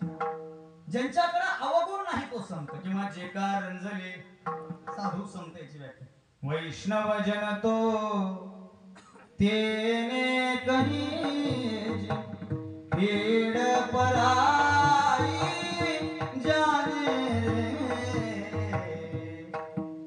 आता सज्जनपणावर विश्वास आहे का? जुन्या काळात घराला कुलप नव्हती, होते का? वाडे होते, पण वाड्याला कुलप होते का? सहज घरात म्हातारा म्हणायचं शेजारच्या माणसाला, घराकडे लक्ष ठेवू, मी मार्केटला जाऊन बाजार करून येतो. कोणाच्या जीवावर जायचं ते? शेजाऱ्याच्या जीवावर. आता वर्तमानामध्ये कुलूपच शेजाऱ्यामुळे लावून नाही. लांबला येऊन काही करील का नाही माहित नाही, पण ह्यो काही ठुणार. सज्जनपणावरचा विश्वास कधी संपला? एका वाक्यात संपतो, एकाच वाक्यात. ज्या दिवशी दैनंदिन जीवनामध्ये एक वाक्य जन्माला आलं. कोणतं? वाटलं नव्हतं हे असं निघत. कळालं का? ज्या दिवशी व्यावहारिक जीवनामध्ये वाटलं नव्हतं हा असा निघेल हे वाक्य जन्माला आलं, त्या दिवशी सज्जनपणावरचा विश्वास उठला.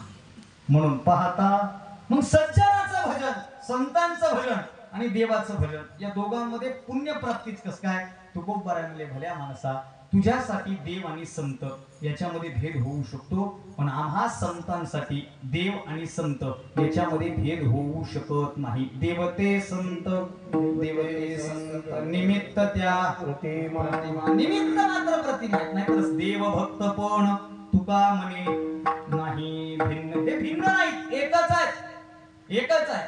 कधी कधी प्रश्न पडतो, मगाशी मी बोललो संतांच्या अनुषंगाने सुरुवातीला, कधी कधी प्रश्न पडतो देव मोठे की संत मोठे. प्रश्न पडतो, बऱ्याच जणांना प्रश्न पडतो देव मोठे की संत मोठे. एक जण मला म्हणला का हो, आता दादा सनवडच आहे, आता वारीमध्ये एका चॅनलला माझा ब्रॉडकास्ट केला असा दादा, मोठ्या चॅनलने, आणि त्या पत्रकाराने मला प्रश्न विचारला. तो म्हणला का हो दादा वारी कोणाची? म्हणलं पांडुरंगाची. लोक चाललेत कुठं? वारीला. भेटायलेत कोणाला? पांडुरंगाला. बरोबर आहे ना? असंच आहे ना? आळंदीहून लोक कुठं जातात? पंढरपूरला. पंढरपुरामध्ये कोणाकडे जातात? देवाकडे. वारी करतात कशासाठी? देव सुख प्राप्त व्हावं म्हणून. पण आळंदीतून निघाल्यापासून पंढरपूरमध्ये जाईपर्यंत लोक देवाचं भजन जास्त करतात का ज्ञानोबा तुकोबांचं भजन जास्त करतात? त्यानं मला एक प्रश्न विचारला महाराज. तो म्हणला दादा वारी देवाची आहे. वारी कोणाची आहे? देवाची आहे. मग देवाची वारी असताना सुद्धा वारीमध्ये देवाचं भजन जास्त ऐकायला भेटत नाही. पण वारीमध्ये तुम्ही कुठेही जा, ज्ञानोबा तुकाराम,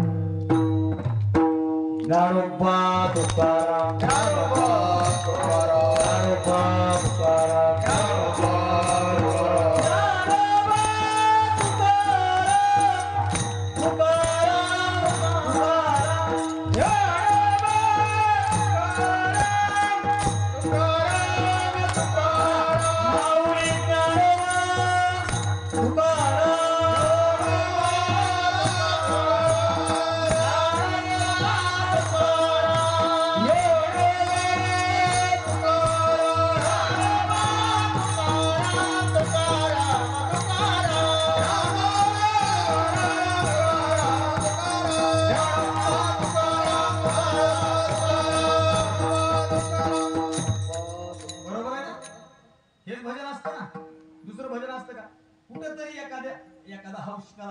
श्री कृष्ण गोविंद हरे मुरारे, हे नाथ नारायण वासुदेव. महिला मंडळ मात्र मग ते भारवडी आहे शेजारी ती असते त्यांची. मला दिंडीत जायाचं, माऊलीचं पुढ पाहायचं ते असते मध्ये. पण सगळ्यात जास्त भजन कोणतं असतं? ज्ञानोबा तुकोबा. तो म्हणला दादा असं का? अरे बाबा वारी देवाची आहे, पण वारीचा सोहळा माझ्या ज्ञानोबारायण तुकोबारायणमुळे आहे. मध्यंतरी स्टोरी करतात 2 वर्षापूर्वी वारी झाली नाही त्या लॉकडाऊन मध्ये, बरोबर आहे का? नाही, वारी झाली. आणि सरळ बोलता बोलता म्हणतो वारी झाली नाही, वारी झाली नाही. वारी झाली ना. ज्ञानोबारायांच्या पादुका आळंदीवरनं पंढरपूरला गेल्या, तुकोबारायांच्या पादुका आळंदीवरनं पंढरपूरला गेल्या. माझ्या संतांचं मोठे पण सांगू काही, अगोदर ज्ञानोबा तुकोबारायांच्या पादुका एसटीने गेल्या, मग एसटी तुम्हाला फुकट झाली. आधी झाली इकडे इकडे वयोवृद्ध माणसाला फुकट झाली. असो, पादुका गेल्या ना म्हणजे वारी झाली. वाक्य लिहून घ्या, देवाची वारी होते, पण वारकरी नसतील तर वारीचा सोहळा होत नाही. आणि वारकरी आले की त्याचा सोहळा होतो. देवाचा सुद्धा सोहळा संतांमुळे होतो. म्हणून देव आणि संत हा प्रश्न पडतो ना, देव मोठे की संत मोठे? देव मोठाच आहे हो, देव मोठाच आहे, 100% मोठा आहे. पण देवापेक्षा काकणभर म्हणजे संत मोठे आहेत, हे आपल्याला मान्यच करावं लागेल. देवापेक्षा संतांनी सांगितलंय, तुम्ही जर देव पूजेला बसले, देव सारावे आणि संत पूजावे. देव बाजूला सारा. देव पूजा करत असताना देवघर असतं ना, आहे ना देवघर? देवघर आहे का? देव आहेत का? ओळखीचे आहेत का सगळे? ते मोठा घोटाळा आहे. आमच्या देवघरात 4-5 देव ओळखीचेच नाही. काही काहीला हळद कुंकू लावून एखादं नाकच गेले, ओळखूची ना. कोणा सासू पूजायची म्हणून पूजायची. तुम्हाला एक सांग नाही, तुमच्या लेकरासारखं लेकरू, पंढरपूरला आळंदीला कुठेही गेली ना तर देवाच्या पाया फक्त पायाच पडायच्या. प्रसाद नाही नेला तरी हरकत नाही, नेला तर फक्त प्रसाद ठुवा, भीतीमध्ये कोंबू नका. विनंती तुमच्या पायावर माझी. आम्हाला काही काही ह्याच्यावर बोललं पाहिजे. तुम्ही जर पंढरपूरला गेले ना, दर्शन मंडपातून मुख्य मंदिरात येताना कानोपात्राचं ते मंदिर आहे आणि तिथं ते झाड आहे. ते झाड असं साखळीनं बांधले, सगळं झाड वाळले आणि त्याचं थोडंसं सॉफ्ट झाले. का माहिती का? आलेला प्रत्येक माणूस असं काही काही तर ते पाला तोडून नेत होते. ज्ञानोबारायांची जी चालवलेली भिंत आहे ना, ती भिंत आता दगडानं बांधली. का?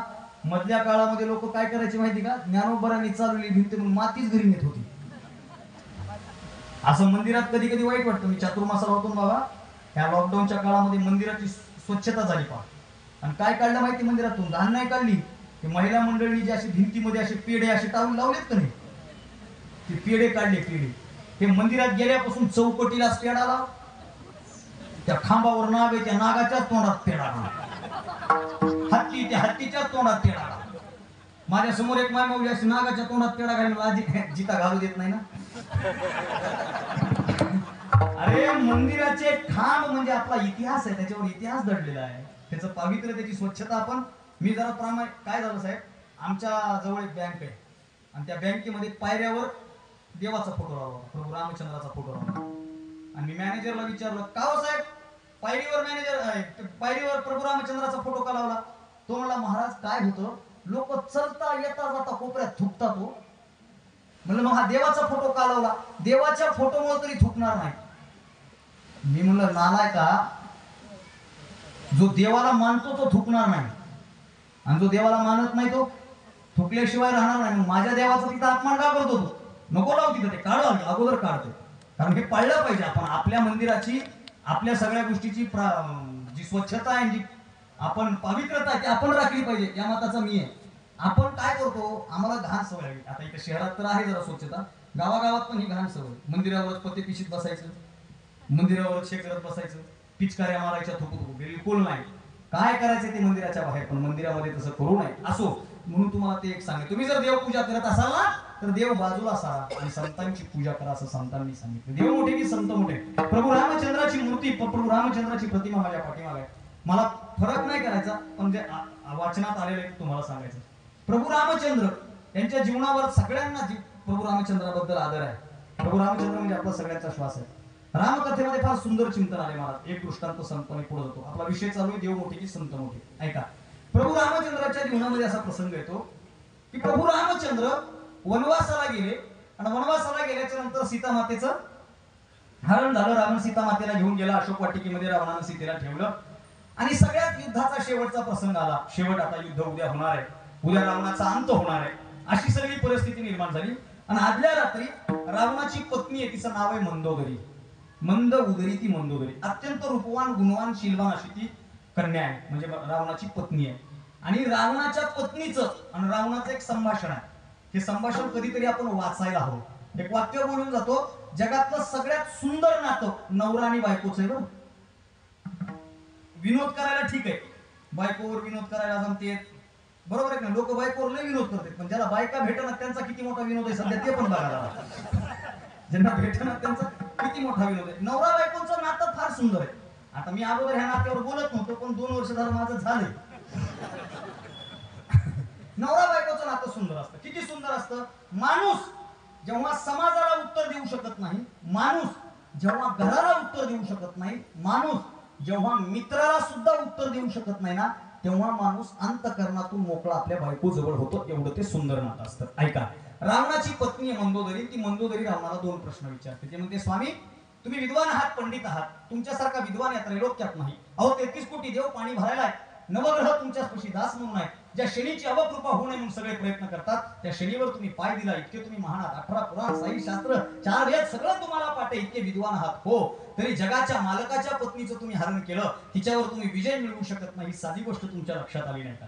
रावण म्हणला, मंदोदरी मी चुकलो, मला मान्य आहे, पण जेव्हा मी सीतेचं हरण केलं तेव्हा माझा क्राम, क्रोध, वासना जागृत झाली होती, त्याच्या आहारी जाऊन हे काम केलं. ठीक आहे स्वामी, ऐका ना, तुम्ही सीतेला भाळण्याचे आणि सीतेला मिळवण्याचे वेगवेगळे प्रयत्न केले. हो केले ना. तुम्ही सीता प्राप्त व्हावी याच्यासाठी खूप अट्टहास केला. हो केला ना. मंदोदरी म्हणते, स्वामी तुम्ही सीता मिळवण्यासाठी तिला प्रलोभन दाखवली किंवा तुमच्या शक्तीचं प्रदर्शन केलं. ही सोन्याची लंका दाखवली तरी सीता तुम्हाला भाळली नाही. मग स्वामी तुम्ही सीतेला आणायला गेले तेव्हा एका संन्याशाचं रूप घेऊन गेले होते. सीता तुम्हाला ओळखू शकली नाही. सीता तुम्हाला ओळखू शकली नाही. सीता तुम्हाला भिक्षा वाढायला आली, तुम्ही तिला घेऊन आलात. सीतेला अशोक वाटिकेत ठेवलं, ठीक आहे. मग ती सीता मिळावी म्हणून तुम्ही रामाचं सोंग घेऊन सीतेसमोर का गेला नाही? मी काय का बरं? मंदोदरी म्हणते रावणाला की तुम्ही रामाचं रूप घेऊन सीतेसमोर का गेला नाही?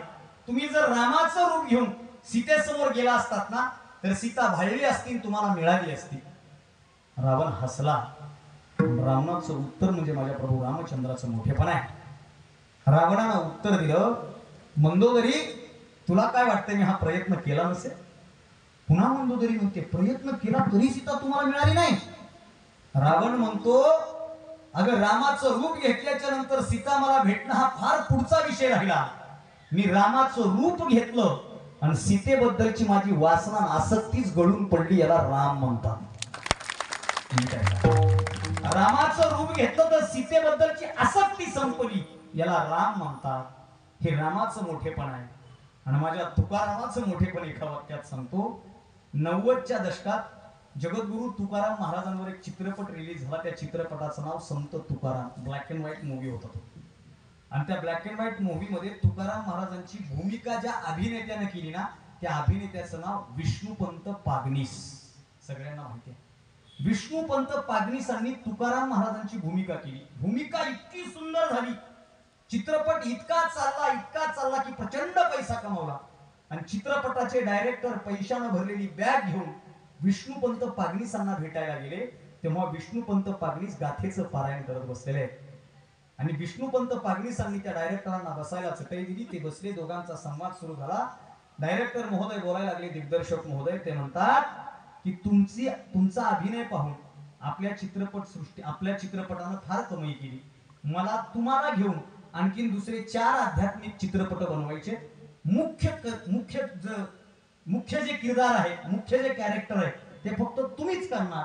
मला तुम्हीच पाहिजेत. मी कॉन्ट्रॅक्ट लेटर घेऊन आलोय, त्याच्यावर साईन करा. तुमची काय अमाऊंट आहे ती अमाऊंट सांगा. आणि मागच्या चित्रपटाची अमाऊंट मी या बॅग मध्ये आणलेली आहे. आणि विष्णुपंत पागनीसांनी उत्तर दिलं, मी तुकाराम वाचलेला आणि जगलेला माणूस आहे. मी तुकाराम वाचलेला आणि जगलेला माणूस आहे. तुमच्या चित्रपट सृष्टीमध्ये आणि एकूणच मला आता या संसारामध्ये स्वारस्य राहिलं नाही.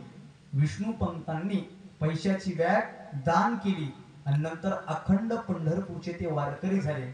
ऐका दादा, रामाचं रूप घेतलं तर एका सीतेवरची आसक्ती संपते. आणि तुकारामाचं सोंग घेतलं तर संसारावरचीच आसक्ती संपत्ते. त्यांना तुकाराम म्हणतात. आपला विषय सुरू होता देव मोठे की संत मोठे. देव मोठाच आहे पण देवापेक्षा माझे संत मोठे आहे. म्हणून त्या संतांचं भजन केलं की आपल्याला पुण्य प्राप्त होतं. पुण्यवंत भावे घेता सज्जनांची नावे. तुकोबरांनी तर पुण्यवंत न म्हणता तुकोबरांनी म्हणाय हवं होतं धनवंत व्हावे, पदवंत व्हावे, सत्तावंत व्हावे. धनवंत व्हावे म्हटलं तर लोक किती तुटून पडले असते. बरं खरं सांगा, बरं हे पुण्य कुठं उपयोगाला येतो बाबा? व्यवहारामध्ये पुण्य उपयोगाला येतं. व्यवहारात जर पुण्य उपयोगाला आलं तर दिवाळीची आपण खरेदी करावी आणि किराणा दुकानदाराला म्हणावं काय पट्टी होईल ती सांग. आणि पट्टी हातात आली की आपण म्हणावं बाबा माझ्याकडे पैसे काही नाही पण माझ्याकडे पुण्य भरपूर आहे, माझं सगळं पुण्य तुला घेऊन पट्टी दे. जमतं का? जमतं का? कुठं उपयोगाला येतं हे? एसटीत बसल्याच्या नंतर कंडक्टर कशी तरी उपयोगाला येतं का? कंडक्टरना यावं तिकीट फाडावं. मी तरुण पोरांसाठी सांगते, वयोवृद्ध माणसासाठी हे उदाहरण नाही बरं. कारण वयोवृद्ध माणसाला सध्या एसटी झाली फुकट.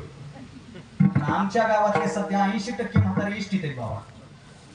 आणि अगोदर कंडक्टर आई ठाणायचे, आता आमच्या गावातले म्हातारे आई ठाणायचे. आमच्या गावातले एक जण पंढरपूरला निघालो आणि एसटी पुढे आली की त्याच्या लक्षात आपला रस्ता चुकलाय, तुम्हाला गाडी थांबा. कंडक्टर मला बाबा विचारून बसायचं कळत नाही का? तुम्हाला काही अक्कल नाही का? कुठेही आरणार गाडी थांबवता? हा कुठे जायचंय? मला पंढरपूरला जायचंय. कुठे चालली गाडी? गाडी नाशिकला चालली. तुम्हाला पंढरपूरला जायचंय, विचारून बसायचं ना. कंडक्टर जेवढा गरम झाला त्याच्यापेक्षा दुप्पट म्हातारा गरम झाला. म्हातारा मला लय बोललो, नाशिक जाईल, त्र्यंबक फिरलं, तिथून पंढरपूरला जाईल. कोणाला द्यायचंय कोणाला घ्यायचंय तू जास्त टेन्शनच घेऊ नको. एसटीत तरी उपयोगाला. तर समजा व्यवहारामध्ये जर पुण्य उपयोगाला येत असेल तर कीर्तन झाल्याच्या नंतर संयोजक मला काय म्हणतील? 17 वर्षाचं पुण्य तुम्हाला घ्या, निरोप. असं जमतंय का? नाही. हे पुण्य व्यवहारात उपयोगाला येत नाही. पण हे पुण्य कुठं उपयोगाला येतं माहितीये का? हे पुण्य योग्य त्या ठिकाणी उपयोगाला येतं. धनाला काय? धनाला मर्यादा आहे का? धनाला किती मर्यादा आहेत? आपल्या लहानपणीचे 8 आणे रुपये सध्या चालत, पिवळ्या नोटा बंद झाल्या. एके दिवशी आली आणि घोषणा झाली, कल साय 500,000 के नोट महाराज कागज का तुकडा बन जाएंगे. असे तुकडे झाले. गुलाबी सुद्धा बंद झाली का नाही?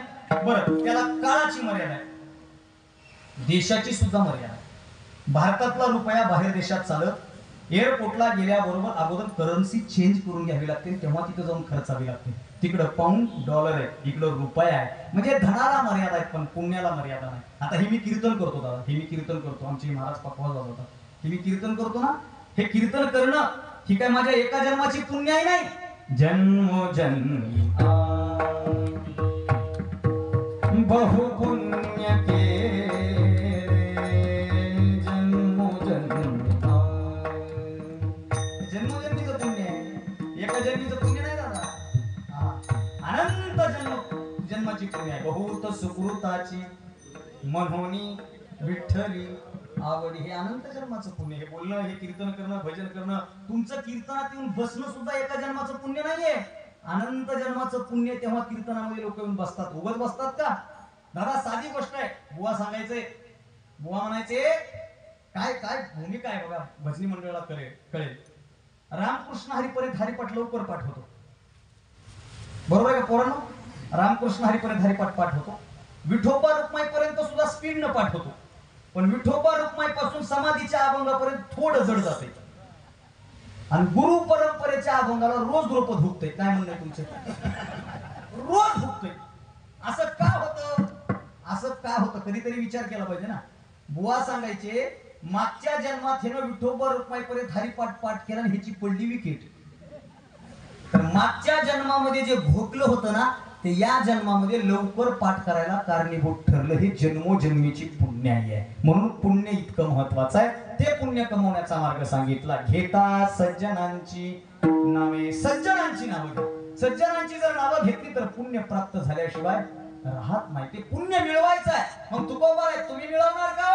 मिळवणार म्हणजे अरे हा महालाभ आहे आणि मी माझा तुटवडा करून घेणार नाही. मी तो महालाभ घेणार म्हणजे घेणार.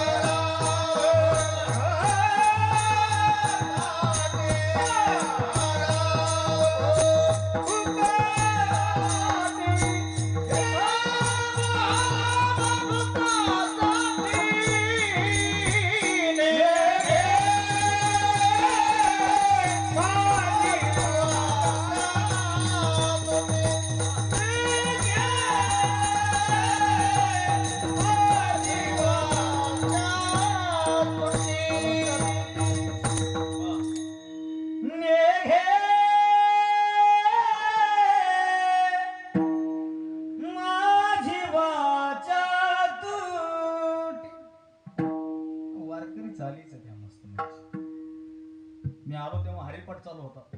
इतका आनंद वाटला ना मला महाराज. मला संप्रदायातलं गायन लय आवडतं. ते म्हणायला असं बेबीच्या देटापासून म्हणावं. मला गायनातलं एवढं कळत नाही, पण बोधेबाबांकडे चातुर्मास केला. इथं जर आता एखादी सुगम गायनाची वगैरे मैफिल ठेवली तर ते रंगत नाही महाराज. रंगल का? एखादा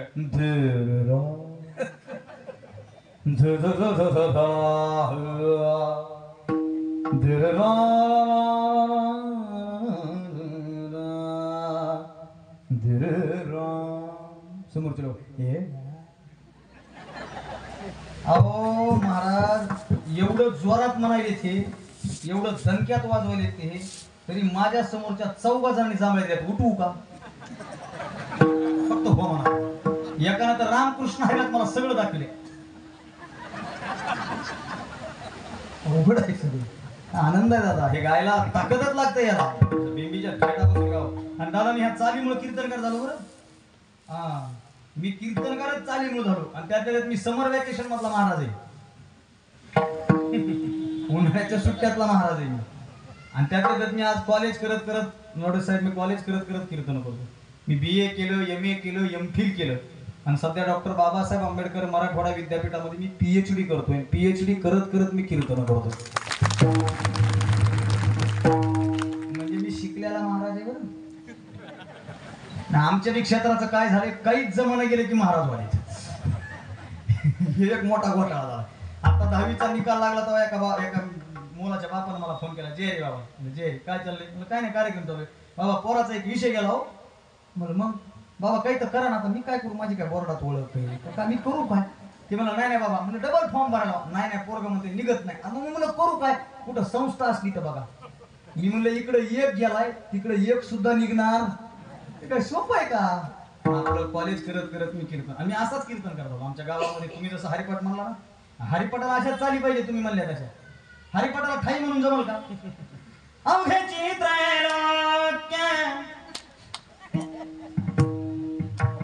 मंडपात 4 जण आले ते बोलले आपल्याला जा म्हणाले. चला मंडपात बसणारच नाही ना. मी असा रंगात. ते जुने म्हातारे होते काय म्हणायला. जुने आता हे आमचे बाबा मला घाणवडमध्ये साथीला होते. जुने माणसं असे जसं जमल असं तोरात म्हणतात. असं नाजूक साजूक काम नसतं. त्यांचा स्वर जरी लावला असं स्वर लावतो ते.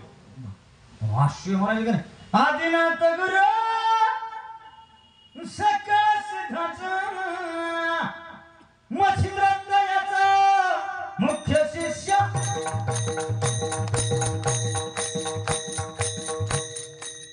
बरं वाजायला. मंदिराच्या बाजूला गोट्या खेळू लागलो. गोट्या खेळता खेळता मंदिरात आलो. नाचलो नाचलो नाचलो.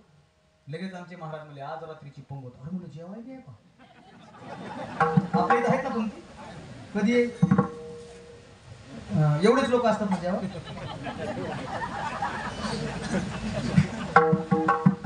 कशाचं काय, थोड्या वेळा अख्खा मंडप फुल होईल. मी अर्धा पाऊण तास वाढलो तर अख्खा मंडप. का? लोक हुशार आहेत. लोक घरून निघताना म्हणतात थोडं ऐकून जास्त जीव. थोडं ऐकू आणि जीव. अवघड आहे लोकांचा. असो असं नाचलो महाराज. दादा कीर्तनात महाराज म्हणले कीर्तनाला उभा राहील त्याला बिस्किटचा पुडा मिळेल. म्हणजे बिस्किट उभा राहिलो कीर्तनात. असं उभा राहायचो. महाराज काय सांगेल त्याच्याकडे लक्ष नाही, आमचं लक्ष. महाराज म्हणले रात्री जागरणाला थांबलास तर गर्डन म्हणजे चिवडा करायचा आमचं. ते चिवडा करायची जिम्मेदारी तुझ्यावर. दिवाळीला चिवडा भेटायचा फक्त. रात्रभर जागलो चिवडा. सकाळी सगळाच आनंदी आनंद. पण कीर्तनाच्या चालीवर तिथं नाचता नाचता इथं कधी उभा राहिलो माझं मलाच कळलं नाही. ही वारकरी संप्रदायाच्या चाली. म्हणून मेघे माझी वाचा तुट महालाभ फुकासाठी. हा महालाभ आहे, फुकट आहे. ही माझी तुटवडा म्हणजे माझा तोटा करून घेणार नाही. मी घेणार. बघा तुम्ही काय वैशिष्ट्य काय माहित नाही, कशी मानसिकता आहे. 7 दिवस काही लोक सत्यात येत नाहीत. वाईट वाटतं. 7 दिवस लोक गावात सत्ता, कॉलनीत सत्ता असताना सत्यात येत नाहीत. आणि सत्ता झाल्याच्या नंतर चर्चा करतात कसे आज गल्लीमध्ये करमतच नाहीये.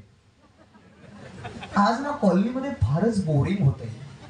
7 दिवस काय आपल्या गल्लीमध्ये भजन कीर्तन आणि आनंद होता. त्यांना भजन कीर्तन नाही, पंक्ती बंद झाल्या याचं टेन्शन आहे. दुसरं टेन्शनच नाही त्या लोकांना. ज्याला खरंच भजनाची आवड आहे ते पहिल्या रंगात येऊन बसतं. म्हणजे बसतं. असो, ही मानसिकता आहे म्हणून मी माझा तुटवडा माझा तोटा करून घेणार नाही. हा महालाभ आहे, महालाभ. फुकासाठी विश्रांतीचा ठाव पायी संतांची अभाव निघे माझी वाचा तुटी महालाभ फुकासाठी विठोबा. विठोबा रघुबा विठोबा रघुबा विठोबा रघुबा. टाळी वाजवा, भजन करा, टाळी वाजवा सर्वजण. विठोबा रघुबा विठोबा रघुबा विठोबा रघुबा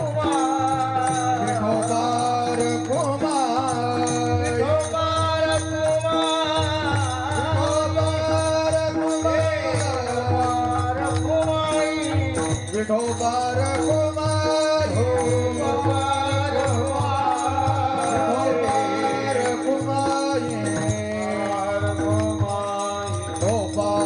रघुबा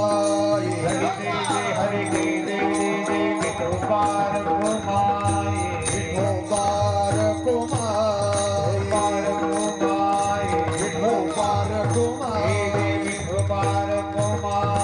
विठोबा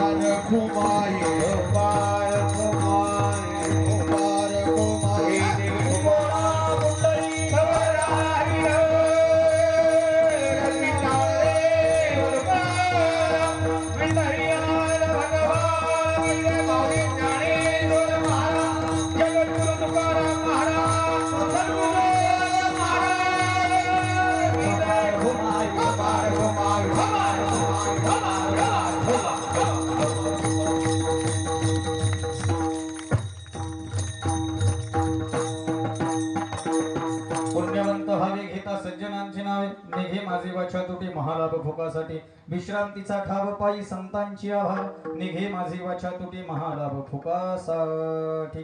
नियोजित वेळ आपला संपत आलाय. 5 वेळ आम्ही कमी तुमची घेतो अधिकारवाणीनं, म्हणजे अधिकारवाणीनं नाही पण विनंती करून तुमच्याकडून ते मिनिटं घेतो. आहेत तसे शिल्लक.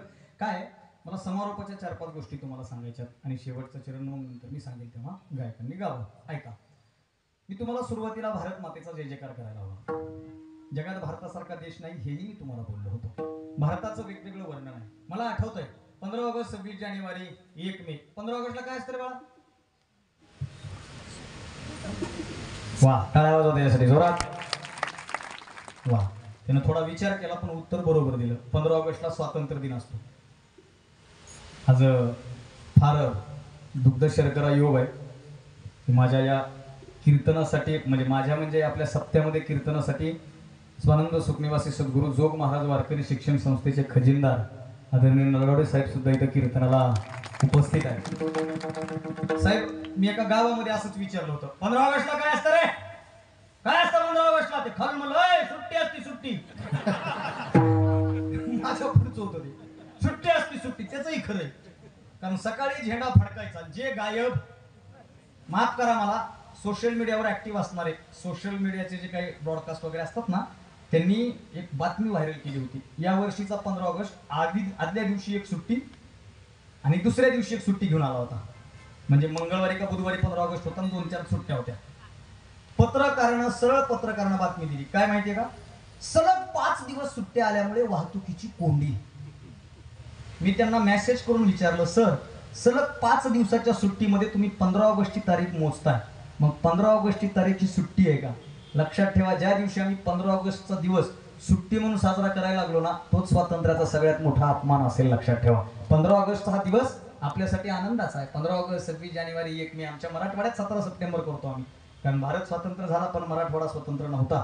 रजाकाराचा काळ काही लोकांना आठवेल. त्या रजाकाराच्या विरोधात आमच्या मराठवाड्याने लढा दिला. 15 ऑगस्ट 26 जानेवारी 1 मेला मी शाळेत जायचो ना, प्रसन्न वातावरण असायचं. सकाळी सकाळी आई उठवायची, बोचरी थंडी लागायची. त्या दिवशी पहिल्यांदा इस्त्रीचे कडक कपडे. जिंदगीत पहिल्यांदा इस्त्रीचा ड्रेस कधी घातला असेल तर तो 15 ऑगस्टला. बरं, इस्त्री बी धोब्या बसली नाही, शाबास, तांब्यात कोळसा. आणि आपल्या घरच्याची काय प्रोफेशनल नव्हती, ते एका पॅन्टीला 2 घड्या असायच्या ना. माझा एक मित्र मला 2 घड्या कस काय म्हणलं, एक आईची एक बापाची. तू गप ना, घातलंय ते पाय ना अगोदर. 15 ऑगस्टला सगळ्याच्या प्रसन्न वातावरणामध्ये शाळेत जायचो. इथे एक झेंडा लावायचा, 2-4 रुपये चिल्लर, 4 आणि 8 चिल्लर घ्यायचे, खिशात टाकायचे. थंडी वाजायलेली, प्रसन्नदायी वातावरणात शाळेमध्ये गुरुजी आलेले, गांधी टोपी घातलेली, पांढरे कपडे, स्वातंत्र्य दिन चिराई हो, प्रजासत्ताक दिन चिराई हो, महाराष्ट्र कामगार दिन चिराई हो, अशा सगळ्या वेगवेगळ्या दिवशी त्या वेगवेगळ्या बोर्डावर रंगवलेल्या गुरुजीने टाकलेले. माफ करा, लहानपणी मी माझी शाळा सजवली बर. प्रत्येक सणाला मी माझी शाळा सजवली. आम्ही शाळा सजवायचो, आम्ही शाळा सजवायचो, आम्ही झिरमिळ्या लावायचो. झिरमिळ्या म्हणजे पताका त्या बारक्या बारक्या, आणि झिरमिळ्या म्हणजे काय त्या नव्हत्या जनरल स्टोर्स मध्ये. त्याचा गट्टा आणायचा, खळ शिजवायची, खळ शिजवायची, आणि त्याचं अंतर कसं करायचं, सुतळीला सुतळी, सुतळीला सुतळी, सुतळीला सुतळी, अशी सुतळीला सुतळी बांधायची, ती चिटकायची. कलरचा सुद्धा सेन्स नव्हता. हे चांगलं दिसले की ते चांगलं दिसते, ते चांगलं दिसले की ते वेगवेगळ्या. मग एकानं झाडावर चढायची, ह्यानं इकडे टांगायची, त्यानं तिकडे टांगायची, गावातल्या मुलींनी येऊन रांगोळी काढायची, सगळं. आता किती उलट झाले. आता गुरुजीत शाळा रंगवायले, गुरुजीत सजवायले, गुरुजीत झिरमिळ्या लावायले, आणि गुरुजी आले की लेकर म्हणतात वेलकम बेटा, you know what is today. ते म्हणते माहिती, आठ आम्हाला जायचं पिकनिकला. घोटाळा झाला सगळा इथून तिथून. असो, आणि सुंदर वातावरण. ग्रामपंचायतचे सदस्य, सरपंच सगळे आमच्या शाळेत यायचे ना. त्या मधल्या काळात आम्ही आमच्या देशाचं वर्णन ऐकायचो. जहां डाल डाल पर सोने की चिड़िया करती है बसेरा, वो भारत देश है मेरा, जहां सूरज सबसे पहले उगकर डाले अपना डेरा, डाले अपना डेरा, जहां सत्य अहिंसा और धर्म का पग पग लगता नारा, वो भारत देश है मेरा। जय भारती जय भारती, सारे जहां से अच्छा हिंदुस्तान हमारा हमारा, सारे जहां से अच्छा। हम बुलबुलें हैं इसकी, ये गुलसिता हमारा हमारा, सारे जहां से अच्छा हिंदुस्तान हमारा हमारा, सारे जहां से अच्छा। ये देश है वीर जवानों का, अलबेलों का, मस्तानों का, इस देश का यारो, इस देश का यारो क्या कहना, ये देश है दुनिया का गहना। लंदन देखा नव्हतं का, पेरिस देखा और देखा जापान, पूरी दुनिया में नहीं है दूसरा हिंदुस्तान, दूसरा हिंदुस्तान। मधीच माझा पाहुणा यायचा, अमरीश पुरी, जवळून पाहुणा आहे आपला, आणि तो त्याच्या आवाजात म्हणायचा आय लव्ह माय इंडिया, आणि पाठीमागून आम्ही भारताचं वर्णन ऐकायचो। ये दुनिया एक दुल्हन दुल्हन के माथे की बिंदिया, ये मेरा इंडिया वतन मेरा India, I love my India, करम मेरा इंडिया। सन्न वाटायचं वातावरण। बरं, हे गाणं ऐकल्याच्या नंतर कोणाला बोर व्हायचं का, होतं का कोणाला बोर? आणि कुणी जर म्हणलं मला देशावरचं गाणं ऐकलं की हल्ली बोर होतं, सगळ्यात उंच बिल्डिंगवर घेऊन जायचं नाही। पुढचं मी सांगणार नाही, मेलं तर परत ज्ञान 13 दिवसानं मलाच बोलवा, त्याचा जगून उपयोग नाही। खायला खारण भुईला भारत, हा भारत पवित्र, हा भारत गोड, हा भारत श्रेष्ठ आहे का? या भारताची संस्कृती जगात सगळ्यात श्रेष्ठ आहे। भारतीय संस्कृतीवर पुणे विद्यापीठामध्ये बाहेर देशातले 2 ते 3 पोरं PhDचं संशोधन करतायत। इंडियन कल्चर, भारतीय संस्कृती। दुर्दैवानं आम्हाला आमच्याच संस्कृतीची लाज वाटायला लागली।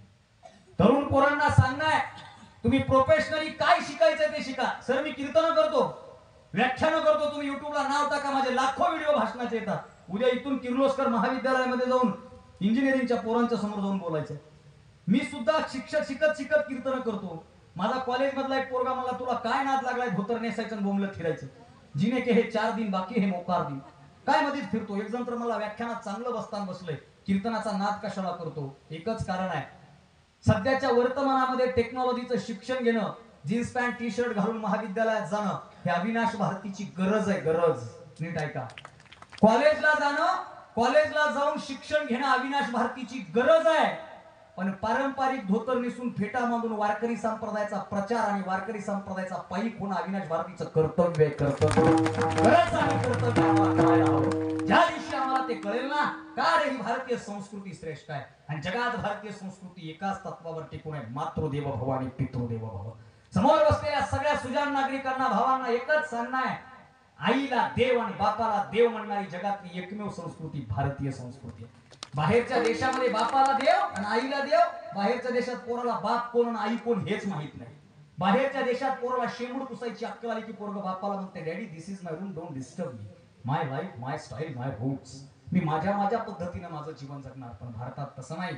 भारतात म्हाताऱ्याच्या गौऱ्या मसनात गेल्या ना तरी म्हातारा पोराची कान धरायची तयारी ठेवतो का, पोराचा संसार सुखाचा व्हावा हा अंतःकरणातून विचार करणारा बाप या भारतामध्ये नांदतो, याचा मला सगळ्यात मोठा अभिमान.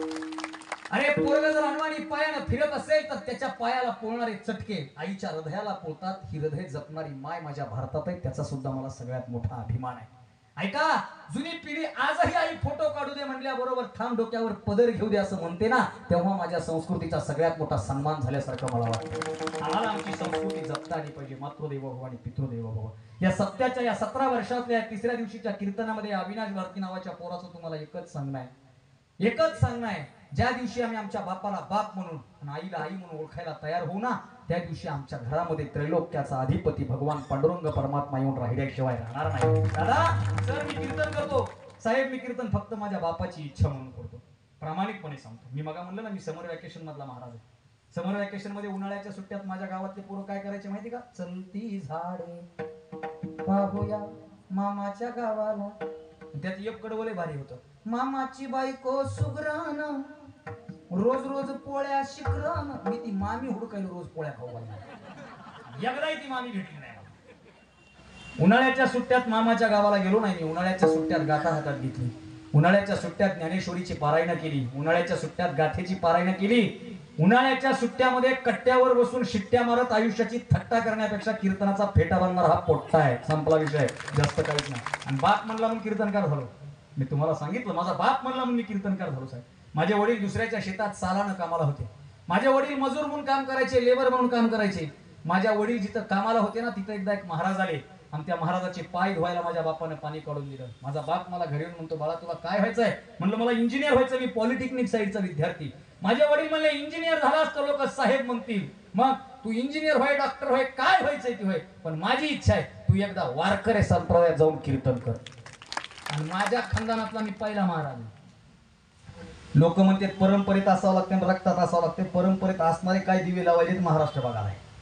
माझा बाप मला कीर्तनकार हो म्हणला म्हणून झालो महाराज सुभाष महाराज मी कीर्तन. जी टॉकीतला माझी बरीच कीर्तनं झाली, 22-23 कीर्तनं झाली. जी टॉकीतला माझं पहिलं कीर्तन लागलं ना, माझ्या घरात दिवाळी होती साहेब, दिवाळी.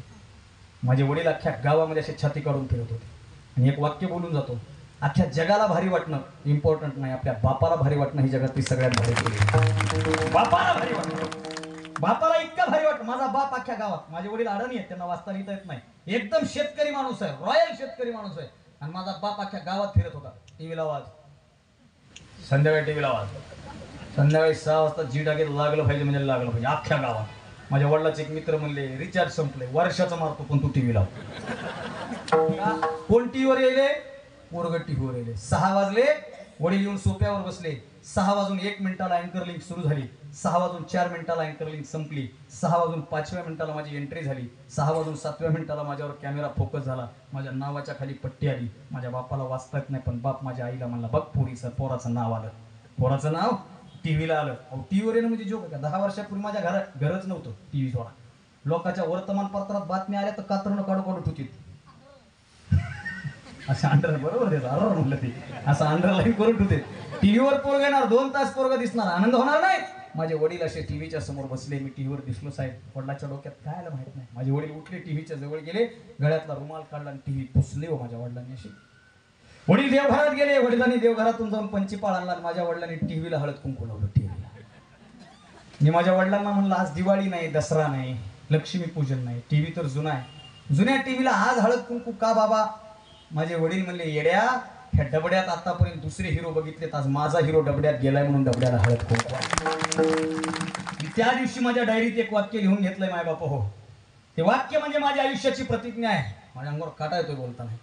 माझ्या बापासाठी जर मी हिरो असेल ना, तर मी मरेपर्यंत माझ्या आयुष्याचा हिरो माझा बापच असला पाहिजे, दुसरा कोणी असला पाहिजे. बापाला हिरो म्हणा, आता लातूरमध्ये एक कार्यक्रम केला मी, लातूरमध्ये स्पर्धा परीक्षेच्या पोरांचा.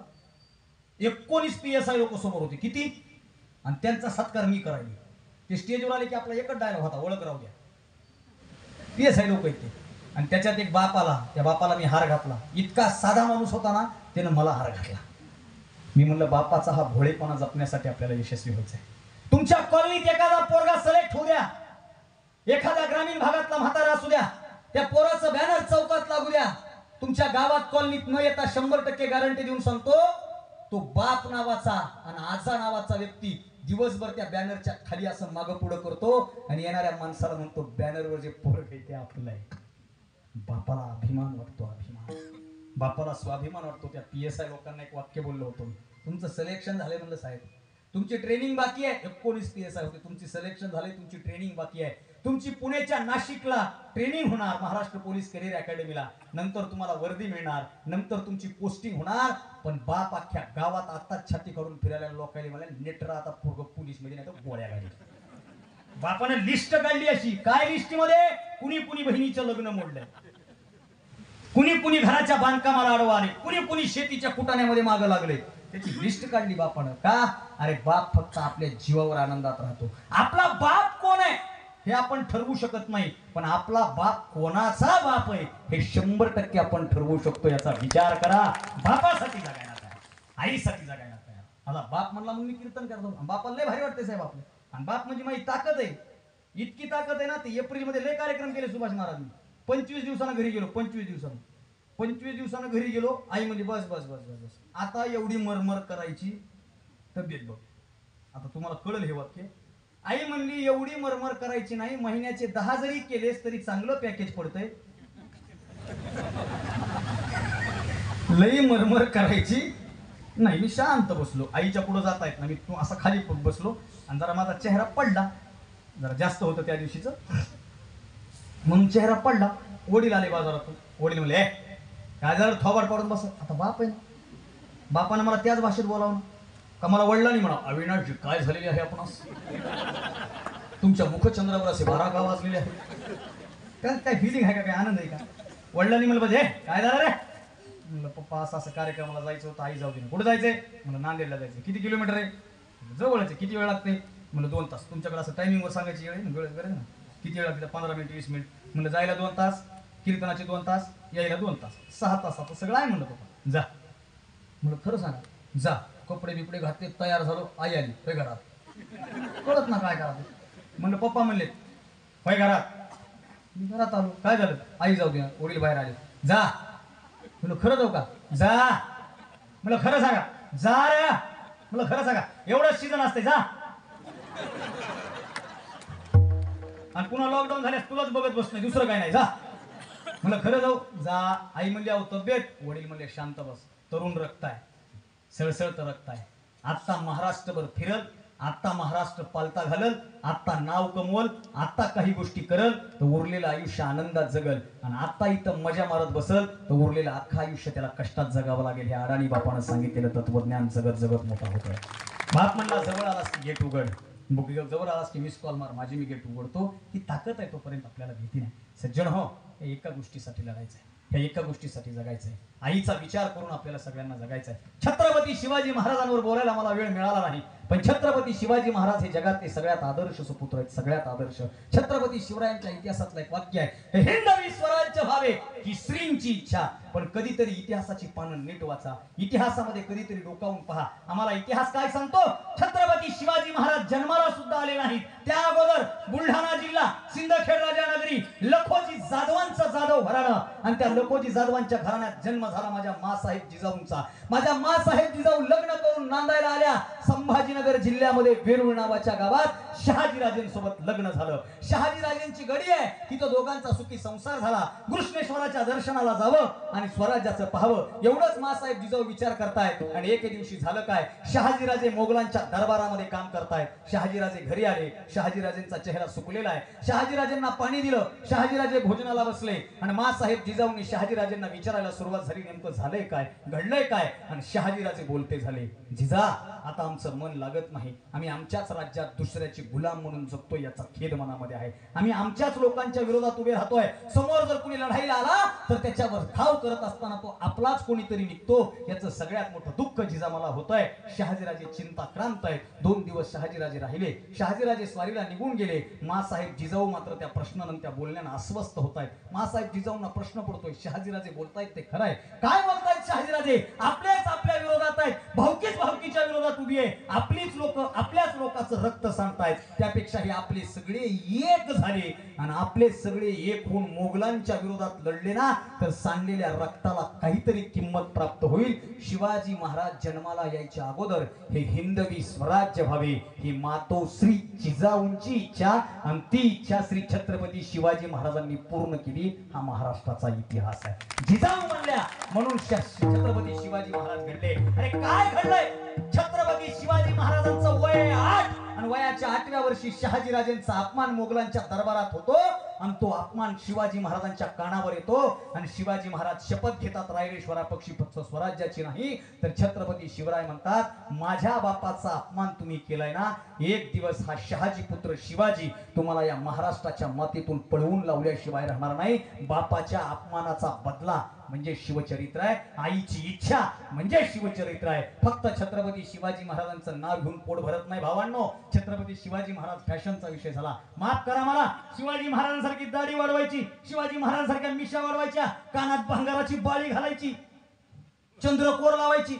बुलेटला किक हाणायची, कॉलेज फट फट फट फट फट फट फट फट करीत जायचं, नाक्यावरच्या टपरीवर उतरायचं, टपरीवाला म्हणतो राजे आले, राजे राजे उतरले, मावा घेतला तोंडात टाकला, कुणीतरी म्हणलं जय जिजाऊ म्हणले, राजे भरली सगळी.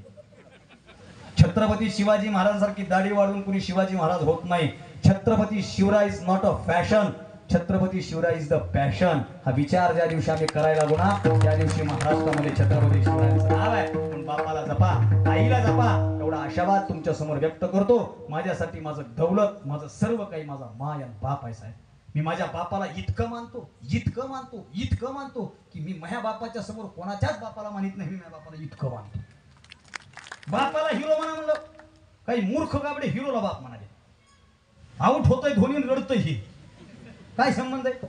धोनी आउट झाला रडायला, हे काय झालं? धोनी आउट झाला. एका मॅच मध्ये धोनी आउट झाला, हिनं स्टेटस ठेवलं, टायगर आता थकलाय. अरे पिंजऱ्यात बंद कर ना त्याला. दुसरा मॅच ते जिंकलं, हिनं स्टेटस ठेवलं, टायगर अभी जिंदा आहे मेरे. आणि तिसरा स्टेटस ठेवलं, काय? बाप तो बाप असतो. फोटो कोणाचा? धोनीचा. मी त्याला मेसेज केला, म्हणलं काकाचं नाव महेंद्र आहे का? तुमचं आडनाव धोनी का? धोनी आपला बाप नाही होऊ शकत. 6 मारतो धोनी, गालात हसते साक्षी वहिनी, फटाकड्या काय कशामुळं? पैसे त्याला, सगळं त्याला, फटाकडे आम्ही वाजवा काय हरकत नाही. क्रिकेट बघा, क्रिकेटवर प्रेम करा. सचिन तेंडुलकरच्या धावा, विराटच्या धावा, रोहित शर्माच्या धावा, सूर्यकुमार यादवच्या धावा, वन डे मध्ये किती, 2020 मध्ये किती, वर्ल्ड कप मध्ये किती, कसोटी मध्ये किती, IPL मध्ये किती, सगळं पाठ करा. पण फक्त एकदा तुमच्या बापानं या बांधावून त्या बांधावर, या ऑफिस मधून त्या ऑफिस मध्ये, या मार्केट मधून त्या मार्केट मध्ये, या शाळेतून त्या शाळेत, या कामावरून त्या कामावर किती धावा काढल्या, त्या धावा मोजायला तयार व्हा. ज्या दिवशी आम्ही आमच्या बापाच्या धावा मोजुना आमच्या आयुष्याची मॅच कधीच काय होणार नाही. हा विचार सगळ्यांनी जपावा एवढा आशावाद व्यक्त करतो. आणि मायबाप आपल्यासाठी काय, मला कीर्तन झाल्यास नारळ देता ना सुभाष महाराज? थोडं ओव्हर टाइम बी झाले नाही ना? असो, ते सगळ्या गोष्टी पोटासाठी नसतात साहेब, काही गोष्टी अशा मनाच्या समाधानासाठी असतात. मला नारळ देताना झालं, संपला आता. नारळ देताल का? नारळ माहिती ना? नारळ खाली भुईमुगासारखं खाली जमिनीत येतं, हा वर येतो. तुम्ही दुकानात जाऊन नारळ घेता ना? बोला कडे शेवट आहे, घेता ना? खरं सांगा, दुकानदाराच्या मनावर घेता का तुमच्या मनावर? दुकानदार अख्खा किराणा त्याच्या मनावर घेते, पण नारळाला तिथे पोते आहे. मग आम्ही पोत्याजवळ जातो, पोता आधी हलवितो, हात घालतो आणि जे हाताला लागेल ते नारळ घेऊन येतो. काय करतो? पाणी बघतो. कसं बघता? फोडून का? पाण्याचं घेता का बिन पाण्याचं? मोठ्याने सांगा, पाण्याचं का बिन पाण्याचं? देवाला पाण्याचंच नारळ लागतं, बरोबर आहे का नाही? कशामुळं? मलाही माहित नाही, पण देवाला पाण्याचं नारळ. आपलं आयुष्य म्हणजे नारळ आहे. आयुष्य म्हणजे नारळ आहे. नारळातलं खोबरं म्हणजे आपला बाप आहे. संतोष नारायणकर नावाचा आमचा परभणीचा कवी मित्र आहे, त्यानं असं लिहिलंय, ऐका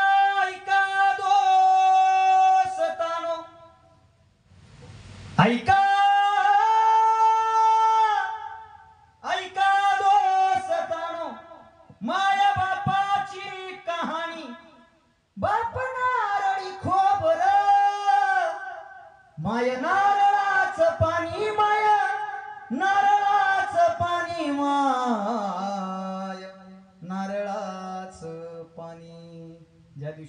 संपलं, पाणी संपलं, उरते फक्त वरवटी, नरवटी, करवटी काय म्हणतात ते. आणि त्याचं नशीब इतकं वाईट आहे साहेब, त्याच्यामध्ये असा शेंदूर कालवला जातो, शेंदूर मारुतीला लावला जातो आणि ती वरवटी नंतर मंदिराच्या पाठीमागं फेकली जाते, नाहीतर चुलीमध्ये घातली जाते. आपल्या आयुष्याची वरवटी होऊ द्यायची नसेल ना तर मायबाप आहेत त्यांना जपा, त्यांचा सांभाळ करा. एका शाळेतल्या कार्यक्रमात अशा लहान्या पोरांना विचारलं, गुरुजी माझ्या वडिलांचा काल मेळावा झाला. बापाला सगळ्या वडिलांना शाळेत बोलवतात, त्याला काय म्हणतात? पालक मेळावा. शाबास. वडिलांच्या नावासमोर काय लिहितात? पालक. एक पोरगा म्हणला वडिलांच्या नावासमोर पालक लिहिले तर आईच्या नावासमोर मेथी लिहायला काय हरकत आहे? त्याचं दिमाग आहे, ती बालबुद्धी आहे. वडिलांच्या नावासमोर पालक लिहिले तर आईच्या नावासमोर मेथी लिहायला काय हरकत आहे? आमच्या फमुंनी उत्तर दिलं, जी लेकर आपल्या मायबापाला भाजीपाल्यासारखी उपाधी देऊन भाजीपाल्यासारखं समजतात ना, त्या लोकांच्या आयुष्याचा कडीपत्ता होतो, कडीपत्ता. आणि कडीपत्त्याचं नशीब इतकं वाईट आहे, तेलामध्ये तळला जातो, भाजीमध्ये रांधला जातो आणि जेवण करताना जेवण करणारा माणूस असा चुकून ताटाच्या बाहेर फेकून देतो. आयुष्याचा कडीपत्ता होऊ द्यायचा नसेल ना तर माय बापाला जपा. हा एवढा आशावाद तुमच्या समोर व्यक्त करतो. काही चुकलं असेल तर उदार अंतकरणानं माफ करा. सज्जन हो, सज्जनाचं नाव घेतलं की पुण्य भेटतं. ऐका ना, पुण्य कमवण्याचे 2 मार्ग आहेत. एक, घेता नाम विठोबाचे आणि पर्वत जळती पापाचे. विठोबाचं नाव घेतलं की पापाचे पर्वत जळतात आणि पदरामध्ये पुण्य भेटतं. विठोबाच्या नावामध्ये काय ताकद आहे? पुण्याची गणना कोण करी. विठोबाच्या नावामध्ये काय ताकद आहे? पर्वत जळती पापाचे आणि तुकोबाराय म्हणतात तेच पापाचे पर्वत आणखीन कशाने जातात तर अभंगाच्या शेवटच्या चरणात. तुका म्हणे पापे, तुका म्हणे पापे, तुका म्हणे पापे, तुका म्हणे पापे, तुका म्हणे पापे,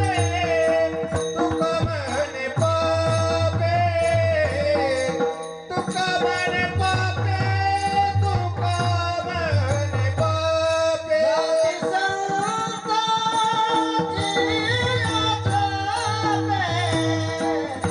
लेखे बाजी वाजातुनी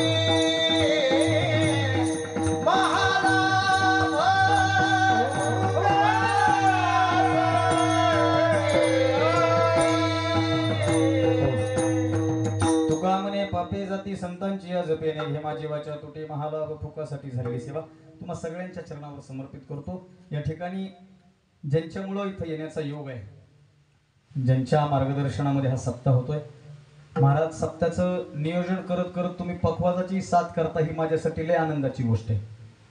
नाही तर आपल्या संप्रदायात काही काही मार्गदर्शक नुसते मार्गदर्शकच आहेत, पण दादा इथं पखवाजाच्या साथीला आहेत श्री हरिभक्ती परायण सुभाष महाराज उबाळे, संत कृपा आध्यात्मिक वारकरी शिक्षण संस्था आळंदीचे सन्माननीय अध्यक्ष, आणि हरिभक्ती परायण विनोद महाराज कुदळे मंचर. दोघांसाठी एकदा जोरदार टाळ्या वाजवा, जोरदार. त्यांचा पखवाज जसा वाजलाय तसा वाजवा जोरात. कलाकारांवर मी फार विशेष प्रेम करतो महाराज. या ठिकाणी गायनाचार्य म्हणून गोपाळ महाराज ठेंबरे, रवी महाराज आरडे, प्रमोद महाराज धोंडकर, नवनाथ महाराज सौरे, रामदास महाराज गायकवाड आणि भागवत खांडे माझा जिवलग दोस्त काल काही कामानिमित्त गेला. माझ्या या चारही गायकांसाठी 4 नाव आहेत. 4ही गायक. किती गायक आहेत मुख्य? 4. आणि माणसाला शेवटी किती लागते? जोरात टाळ्या वाजवा गायकासाठी, जोरात. यानंतरच्या विशेष टाळ्या सगळ्या भजनी मंडळासाठी उभ्या असलेल्या जोरात. आमचे विनेकरी बाबा जोरात वाजवा त्यांच्यासाठी टाळ्या. तेव्हा ते माझे लहान भावंड, माझे गुरुबंधू, त्यांच्यासाठी जोरात टाळ्या वाजवा हो. यानंतर विशेष टाळ्या साऊंड सिस्टीम. वा वा, सुंदर साऊंड सिस्टीम आहे. पण साऊंड सिस्टीम चांगली असली की फायदा देईल, तोटा देईल. फायदा काय माहितीये का? कलाकाराला येतो आनंद. तोटा काय माहितीये का? लोक गॅलरीत बसून ऐकतील. येतोय ना रे ऐकू, काय जायचंय समोर, पण वक्ता तो वक्ताची नव्हे श्रोते म्हणा. सुंदर साऊंड सिस्टीम. एकदा हे युट्यूबवर आहेत का? यांच्यासाठी वाजवा टाळ्या जोरात. कोणतं चॅनल आहे दादा? संत श्रेष्ठ जगद्गुरु मंडळाचं आहे का? वा वा दादा, टायटल चांगलं द्या. युट्यूबला असं टायटल देतात साहेब, हसून हसून लोक गेले कोमात. आपल्याला कोमात घालायचे नाही, गेलेले बाहेर काढायचे. म्हणून सुंदर असं टायटल द्या. सुंदर अशी सेवा तुम्ही दिली. आयोजक, नियोजक, संयोजक, अन्नदान करणारे. आज या कार्यक्रमाच्या निमित्तानं ही सगळी संयोजन समिती, खजिनदार, सहखजिनदार, सहसचिव, सचिव, उपाध्यक्ष, अध्यक्ष, सदस्य, यापैकी एका सदस्यांचा आज वाढदिवस सुद्धा आहे. त्यांना वाढदिवसाच्या खूप खूप शुभेच्छा. तुमच्या वाढदिवसाच्या निमित्त अशी लई सत्य व्हावी आणि त्या सत्यात महिरी तारीख असावं.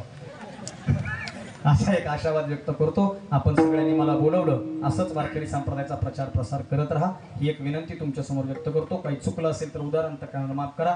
बरोबर बोलल्यामुळे कोणाला वाईट वाटलं असेल तर वाटू जा, मला काही त्याचं वाईट वाटत नाही. खरं बोलणं आपलं काम आहे. सत्य बोले मुखे दुःख अनिकाचे दुःखे तरी नेऊन ते पुरते अधिकते सरते करून घ्यावे तो मग ते विनंती असे. आदरणीय नलावडे साहेब या कार्यक्रमासाठी उपस्थित राहिले, मी त्यांचे मनपूर्वक, आम्हाला आधार आहे महाराज.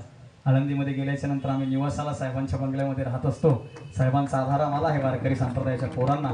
मागे एक बोलू का, मागे आळंदीमध्ये एका वारकऱ्याला धक्का मारला आणि ते प्रकरण फार गाजलं. एका मगरूर दुकानदाराने, आणि त्या महाराजाचा अपमान झाला संप्रदायाचा. संप्रदायाच्या एका महाराजाचा अपमान म्हणजे सगळ्याचा अपमान. आणि साधा भोळा वारकरी माणूस होता. महाराज साहेब आमच्या त्या वारकऱ्याच्या पाठीमागं खंबीरपणे उभे राहिले. बरं, माफीच मागावी लागली म्हणून साहेबांचे विशेष आभार. आपण सगळेजण आलात इथं, पंक्ती देणारे, पंक्ती वाढणारे, पंक्ती सगळ्यांचे आभार या ठिकाणी मग व्यक्त करतो. शेवटची विनंती आहे, ज्याला हात आहेत त्यांनी टाळी वाजवून भजन करायचं. ऐका, ज्याला जीभ आहे त्यानं भजन करायची. हात असून टाळी वाजवणार नाही, त्याच्या हातावरून वारं जाईल, म्हणजे त्याला पॅरालिसिसचा अटॅक येईल. हात असून टाळी नाही वाजवली तर. आणि जीभ असून जे भजन करणार नाही, दाताखाली जीभ येऊन 2 तुकडे होतील. कुठला आहे? नेलूल थेक्तल नंबर 8ला कुठला? नेलूल नवी मुंबई नेलूल. असं नेलूल जर होऊ द्यायचं नसेल तर ज्याला जीभ आहे आणि ज्याला हात आहे त्याला प्रेमपूर्वक. मी म्हणलं का तुम्हाला भजन करा? सुरुवातीला म्हणलं, नंतर म्हणलं का एका कीर्तनात भजन करा म्हणलं तर एक म्हातारा म्हणलं तुला काय आणले, तेव्हापासून मी सोडून दिले. पण आज तुमची माझी ओळख झाली म्हणून सगळ्यांच्या सेवा समर्पित करतो. जगलो वाचलो, संयोजकांना वाटलं तर मी पुन्हा येईन. एकटा नाही आलो तर दोघं तिघं येऊ. 100% झालेल्या सेवेला याच ठिकाणी पूर्ण हात वर करा सगळेजण.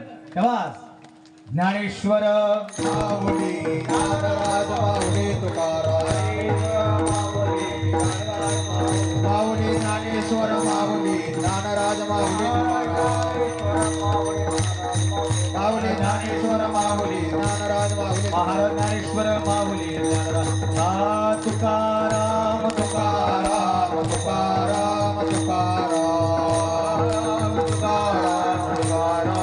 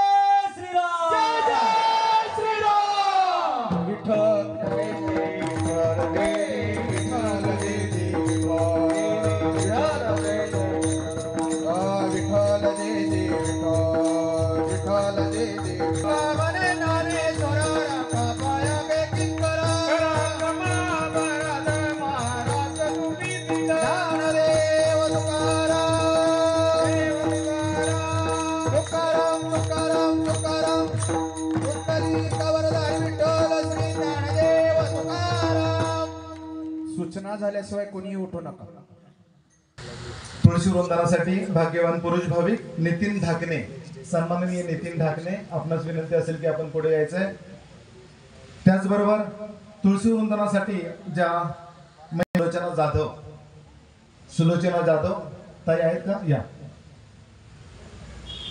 त्यानंतर मंडळाच्या माध्यमातून देण्यात येणारी चांदीची स्मृती चिन्ह